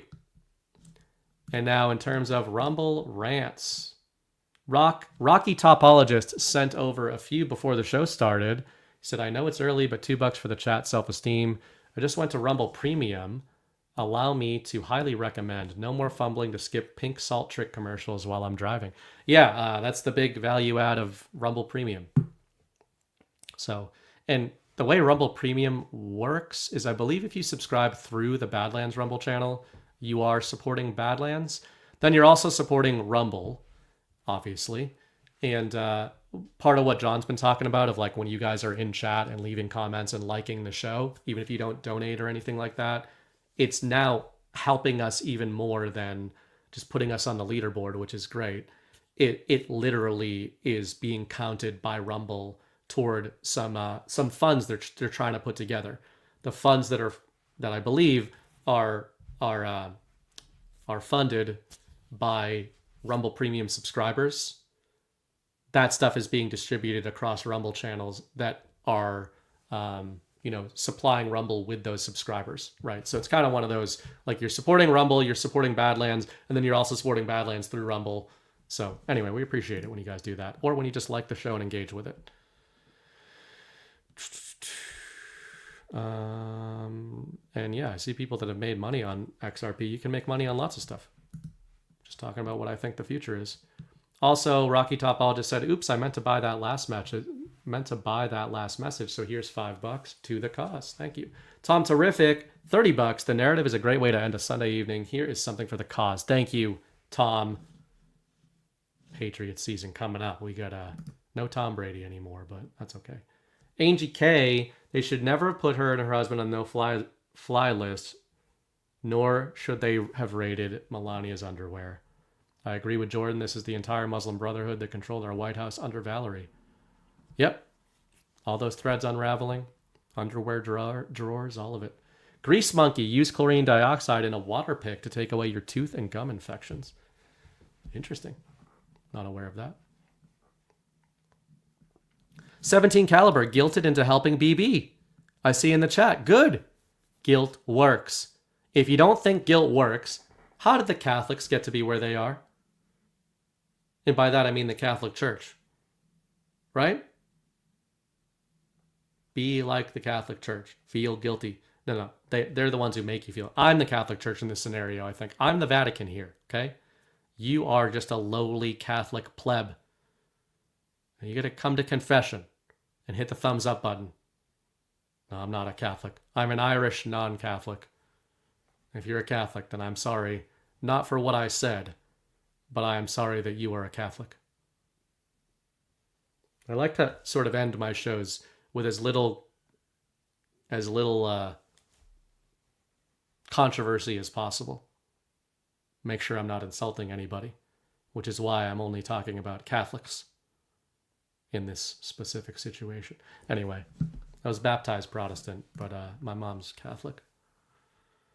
Weird thing to go, if you're kind of a retarded kid like I was, and you get subjected to Catholic Church at a young age, it doesn't usually bring you to God. It drives you in the opposite direction. We're not going to do that tonight. Guys, relax. We're not doing that tonight, okay? The point is, you should feel guilty if you're not supporting the show in some way, including leaving thumbs up buttons and making accounts and doing whatever the things are that you're supposed to be doing. So just relax. Rise Attire. This is for Jordan's amazing Deadwood ad. It was super original and hilarious. Made us laugh every time. It'll be recorded. Actually became a meme IRL at the Rise household. Can't wait to see you guys. Looking forward to seeing you guys. I saw you guys on Cam Show the other night. Saturday nights. Flo, have you guys been checking Cam out? I try to avoid him, but I suppose I won't be able to avoid him in Deadwood. He's one of those guys. He just, brings that energy in. Like, I keep trying to not like you, and then I end up liking him all over again. Jammer 20. Well, you guys know I get in a weird mood this time of night. Baby Bright's been having he's been crying a bunch this week, but we got it figured out, I think. So we're running on fumes. Jammer 21 and the media. Interesting. I don't know what this was in reference to, but thank you for sending that over. Jammer says, go ahead and pull the Band-Aid off for $10. Yeah, I think it's got to be pulled off at some point. Why not now? Why not us? Look at us. Why not us? All right, guys. We'll pull the Band-Aid off. The Abe Theory, new word, gay alien dialectic. I think aliens are gay. I think I might have been the first one to advance this rhetoric. I think if aliens are real... No, hold on. Yeah. I think if aliens are real, they're gay for not having introduced themselves. Okay? That's gay. Inarguably gay. Just stop fucking around. Stop being so gay. The controversy comes in my other stance. If aliens are not real, then they're gay for not being real. They're fake and gay. Okay? So aliens are literally bicamerally gay. Any way you slice aliens. They're among us and they're hiding, which is gay. They're not among us and they're hiding, which is gay. They've tried to introduce themselves and the deep state has stopped them because they're weak and gay, even though they can cross dimensions. Or they're running the deep state, which makes them gay. Any way you slice it, they're gay. It should be an uncontroversial and incontrovertible stance. And I expect all of you to push it out into the zeitgeist. The gay alien dialectic. I think Jordan said that. So, speaking of Cam, he sends over $5. Thanks, man. Appreciate that. I was lying about all that stuff I said about you. Hey, man, how do we send in gick pics asking for a galleon? I don't even think they have those, man, which is also gay. I like that Chad is on board. Chad is on board. Jackie, we love you even though you avoid us. I don't avoid you guys. I've been known to drink quite a bit with you guys. Maybe that's why I'm avoiding you. Because that's not a good move right now. But I will see you guys in Deadwood, I assume. Yeah, I'll see you guys in Deadwood. So that'll be fun. What else? Counterinsurgent BB, $20. BB and Sather deserve the rants, putting down $20, asking for a $5 challenge. Thank you, Counterinsurgent. And that challenge was met by Stronger Now, by Dot Kenny, and by Stacy Anderson 9. All accepted the challenge. Thank you very much for doing that, guys. I've totally lost the thread on where I was going with everything, as I normally do. C Masters, $10 challenge accepted with a pay it forward. Thank you. Appreciate that as well. These all came in like after Jordan left. I think he was the only thing keeping rants from coming in. So now we know, right? Like, fuck that guy. But, you know. Ashley D, thank you, says thank you. And I say thank you back. Terry M. Christensen, $20.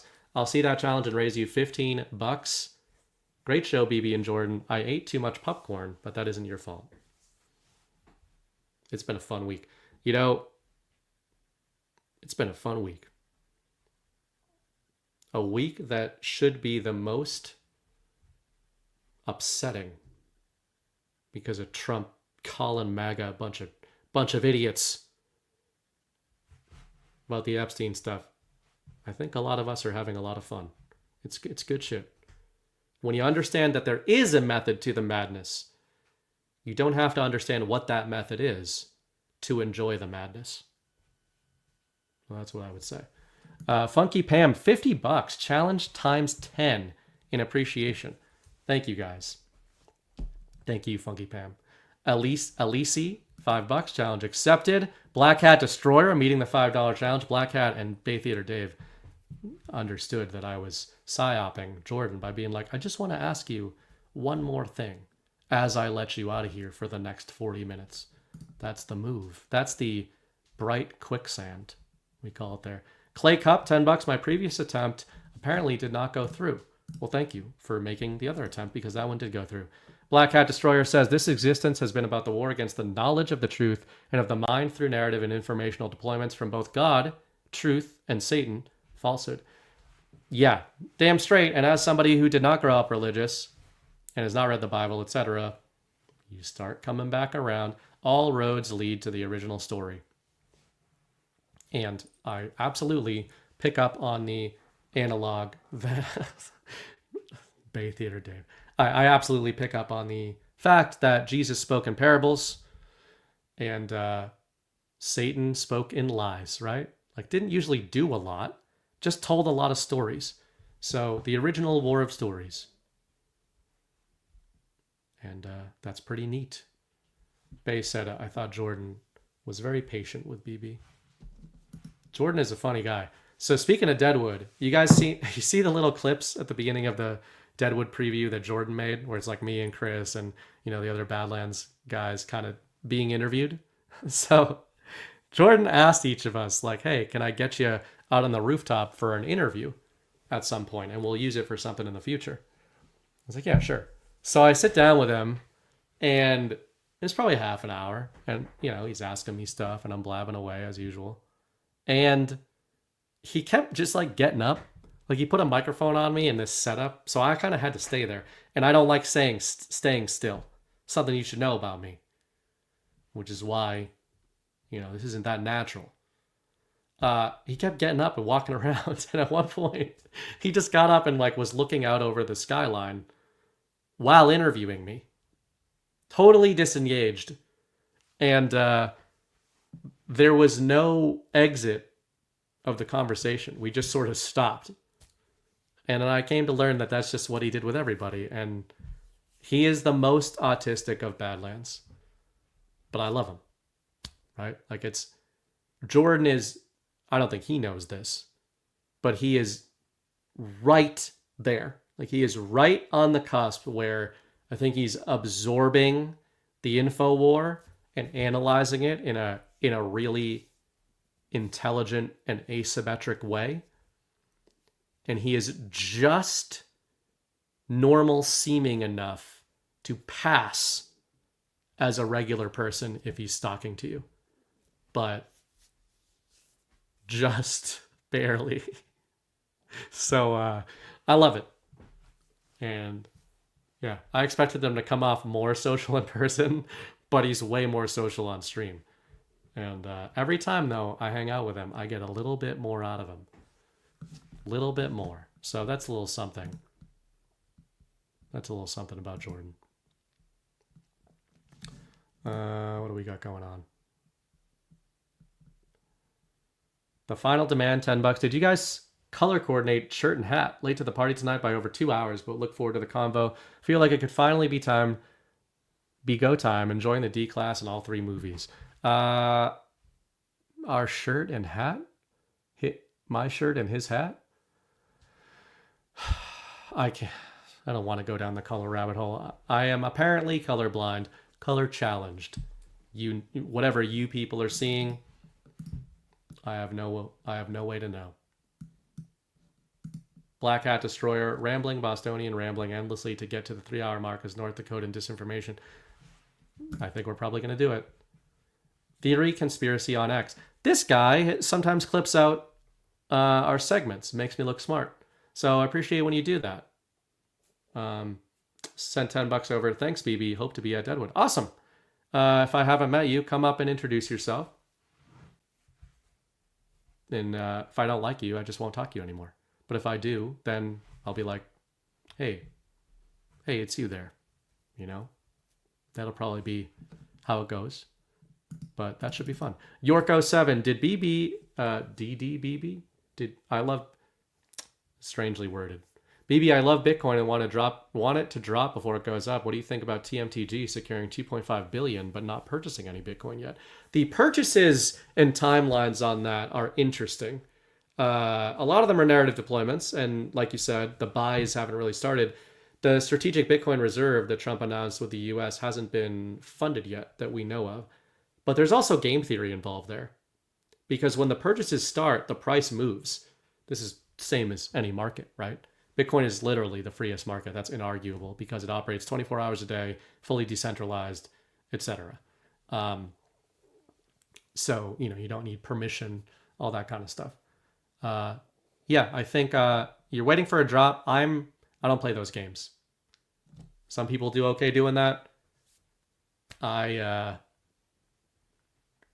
just DCA into that. I have not watched this yet, and I won't watch it here because it's like 6 minutes long. But tonight, right before the show, Donald Trump put this out. 6-minute video, greatest Bitcoin explanation of all time. So, I don't know, guys. Maybe he's promoting it because it's a big rug pull. Certainly what some people think. But, opinions vary. I wasn't talking about Cam. Well, I wasn't. Deplorable number 1. Too bad you can't go see who gave you a thumbs down and block those trolls. Well, the funny thing about that is it's always... I mean, there obviously there are times when people who otherwise like the shows are like, you guys are gay or retarded or something. We're not thumbs down proof. But yeah, there are sock accounts and we know who they are broadly. We've referenced it on the shows before. There's a small band of trolls who hate us and very actively work to subvert us. And they brand themselves with Unity branding. How's that for broad? Okay? So sometimes when people are like, why are you guys so mean about Unity? Well, we know that Unity is a brand that people who try to destroy us gird themselves in because, unfortunately, these people know that it works on a large portion of the MAGA base and the Q base. They know it works. All you have to do is post a Bible verse, say you're for Unity, and then behind the scenes do a lot of other stuff. So, yeah. But hey, I believe that the sifting is good. The sifting is natural. And these things have a way of shaking out. So, I look forward to that. And yeah, I look forward to you guys looking forward to that as well. But otherwise, I'm just going to keep doing my thing. Everybody at Badlands going to keep doing their thing. Pressure creates diamonds, right? How many cliches can we fit into this? They've tried to drive us apart, but they've just driven us together to the point where I'm starting to tolerate the idea of the presence of Cam Cooksey. And some of the other Badlanders too. I see Brad in chat. I got to remind you to end the stream when it ends. Brad's over there in Alaska. It's like not even a real place. Cam Fam, 1135. Not more Cam comms. $117. See comment, Cam Fam, 1135. Did you leave a comment on the show? FYI, guys, I'm just going to be blunt with you. Because of a lot of what I was just talking about, we do not usually read the comments. I'll speak for myself. John doesn't. Chris doesn't. Because the comment section is the easiest in a web design like sort of way.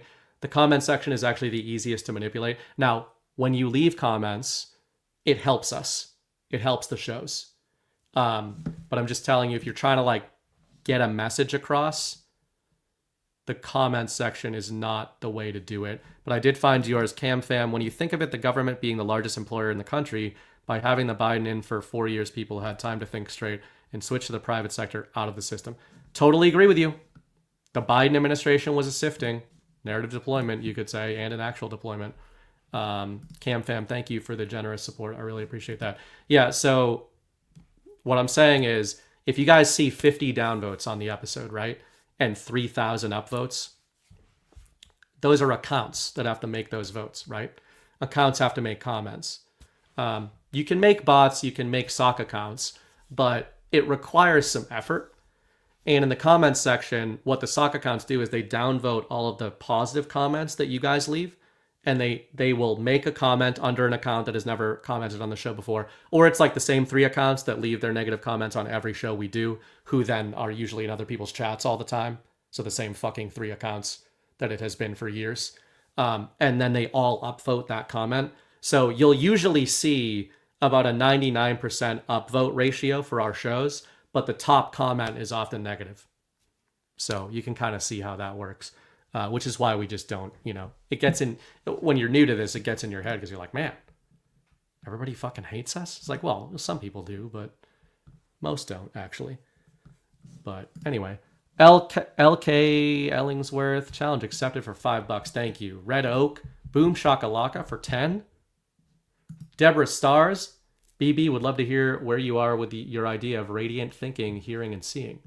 Radiant thinking? You mean my Substack from a few years ago? Radiation? That's a big topic.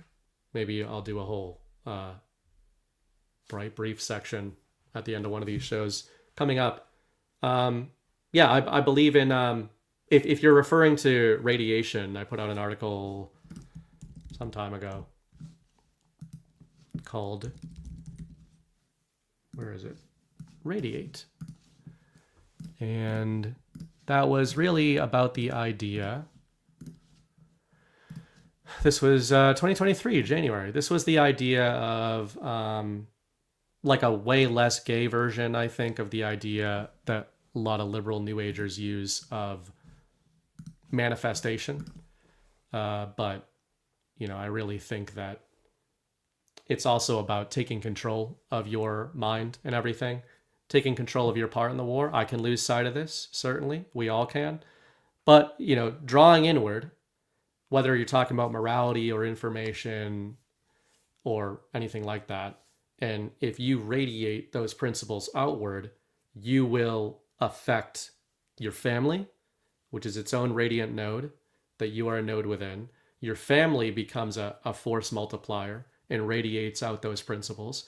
The town becomes a, right? It's like a matryoshka doll, like these little matryoshka dolls here. A Russian nesting doll for you savages.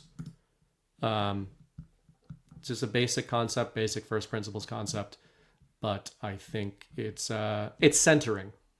It also lets you feel like everything you're doing matters. It matters because you're like a glowing node, and nodes light up other nodes. That's what I think frame and support is, and you can apply that to a lot of different things.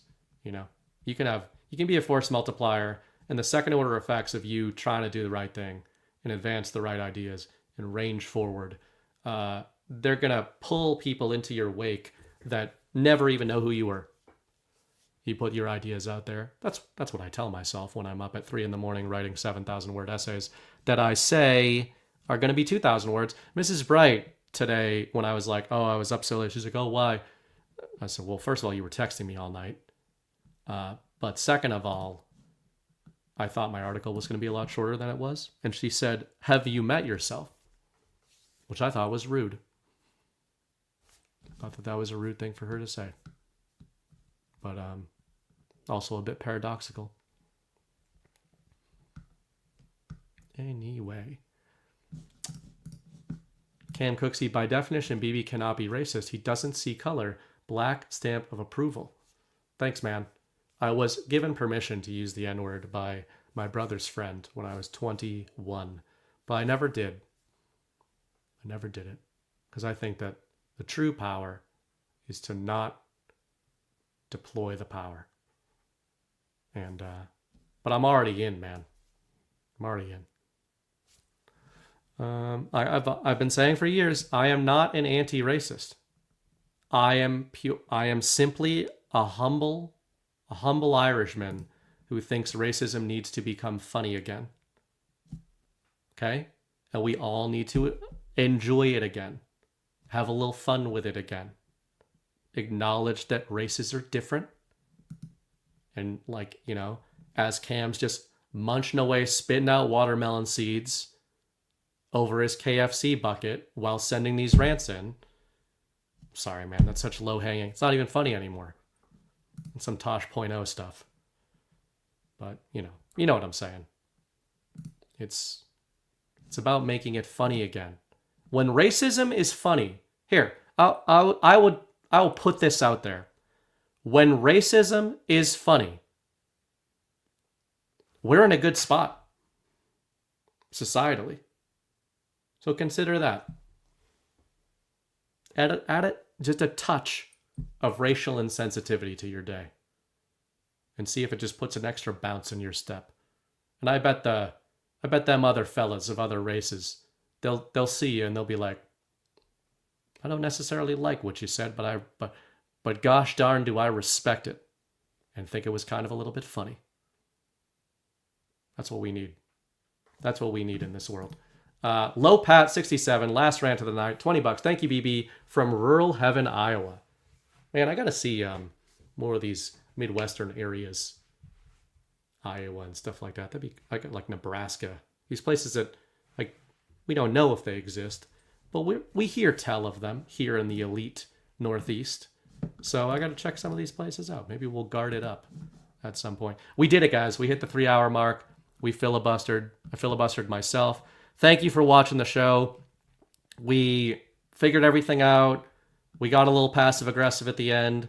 I had a couple hypothetical arguments with people who don't exist to make points that you all better keep in mind and keep in line. Okay? I made a lot of you feel guilty. Jordan was also here at one point. None of us remember that, but it was good. And what else happened? We made racism funny again. We crushed Cam's spirits. We did a lot. I think it was a productive show. It was a productive show, productive week. Thanks for all the support. And before I get out of here, I'm gonna shamelessly shill myself because fuck you, that's why. And because I think you guys will actually like this. So as many of you know, I write articles, burningbright.substack.com. I think they're different than how I communicate. And my latest is getting a lot of great feedback, which is awesome. Angels, Demons, and Damn Good Psyops, Epstein, Obama, and the Beginning of the End. This is my attempt to do a written version of what we tried a bit tonight. I think it'll maybe hit you with some good convergence here. Essentially, what ties all these narratives together? What's the game theory going on by both sides? And from a War of Stories perspective, what are the implications? I also always want to shout out the team, which includes me, over on the Badlands Substack. Badlands.substack.com. With my Substack, with this Substack, with many of the people at Badlands, I've said last week, I'll say it again now, Substack so far has never censored any of us. And in terms of when you guys do decide to support somebody monetarily, they are one of the best platforms to do it on because there's like a processing fee, a tiny platform fee that they take, but over 90% of what you send comes to us. And that's pretty rare in this online kind of marketplace. Platforms are expensive to run. Rumble can't run on those margins. So I don't blame them at all. And we really appreciate those guys. When you guys Rumble rant in, we actually like that part of that money. Like, sure, we'd love 100% of it, right? But 80% comes to us when you guys send a Rumble rant in. 20% goes to Rumble. We love supporting Rumble. We love when you guys are supporting us and it's supporting Rumble. Substack as well. But Substack, they really do a lot of great stuff. And badlands.substack.com, Ash and Ghost supply a lot of takes for the news brief every day, Monday through Friday. I supply takes for that. I'm the editor over here. So we had American Hypnotist put out a piece. We had Observing Consciousness put out a piece. Matt Ehret put out a great series recently on defense of some of the founding fathers, like we talked about last week. So, if you support us over there, you are supporting the whole Badlands team. If you support me at my Substack, that's much appreciated as well. If you don't, just share the stuff. Share the stuff around. And otherwise, oh, you know what? Speaking of, somebody who's not in the Substack game all that much until lately is Brad Zerbo, who's in the chat right now. He just put a post out there, September 11th, 2001, the day that changed the world. Go to bradcgz.substack.com. Check out his post, subscribe to his Substack. Again, all of us run these free. You don't have to pay anybody for any of this stuff, including Badlands. But it's a way to support. It's a way to get this stuff out there and keep Badlanders in your inbox and everything. And the last thing I wanted to share is the movie for Tuesday night that Chris and I are doing on Story Hour is The Northman, directed by Robert the Northman, directed by Robert Eggers. This is a revenge tale. It's psychedelic. It's trippy. It's a little satanic, but it's interesting stuff. We did The Girl with the Dragon Tattoo last week, and I think you guys enjoyed that. Story Hour, for those who don't watch it, it's not really about movies.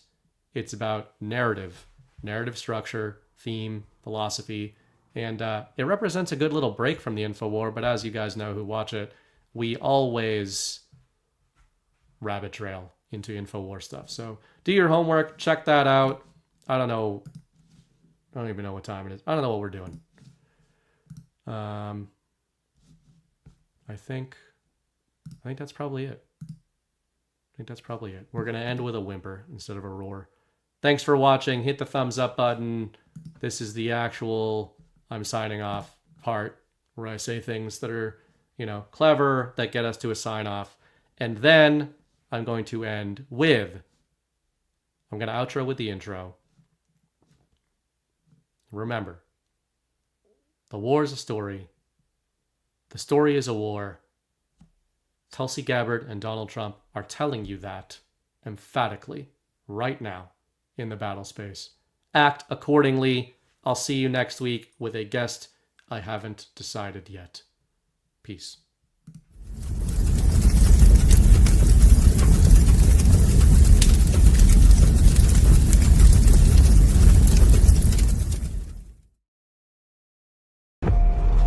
We were sleeping. I've been sleeping. I've been turning away from a truth I wanted not to face. There is a wound that won't heal at the center of the galaxy. There is a darkness reaching like rust into everything around us. We let it grow, and now it's here. How many men have you killed, Mello? I don't know. 50?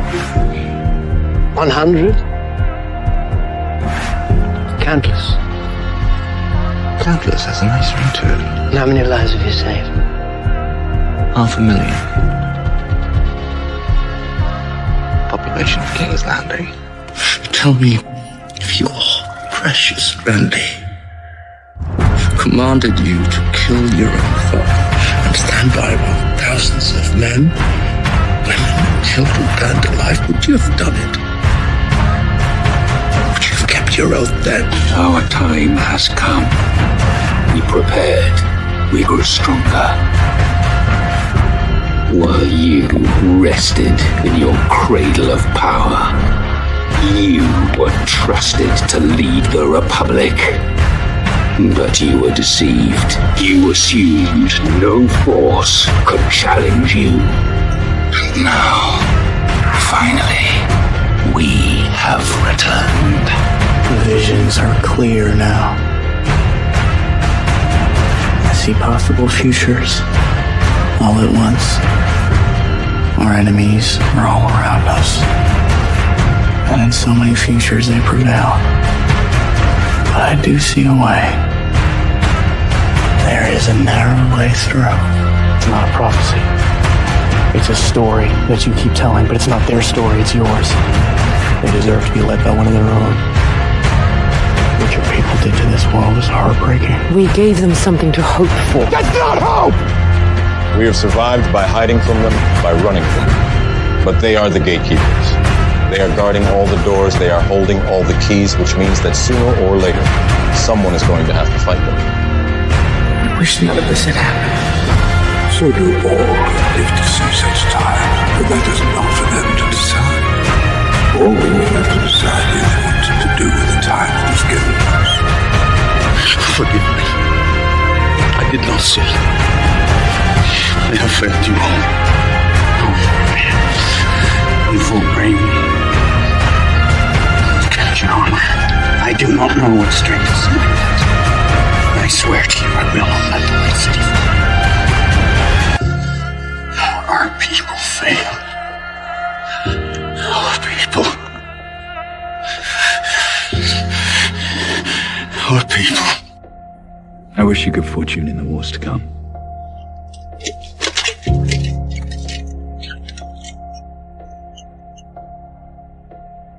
And now it begins.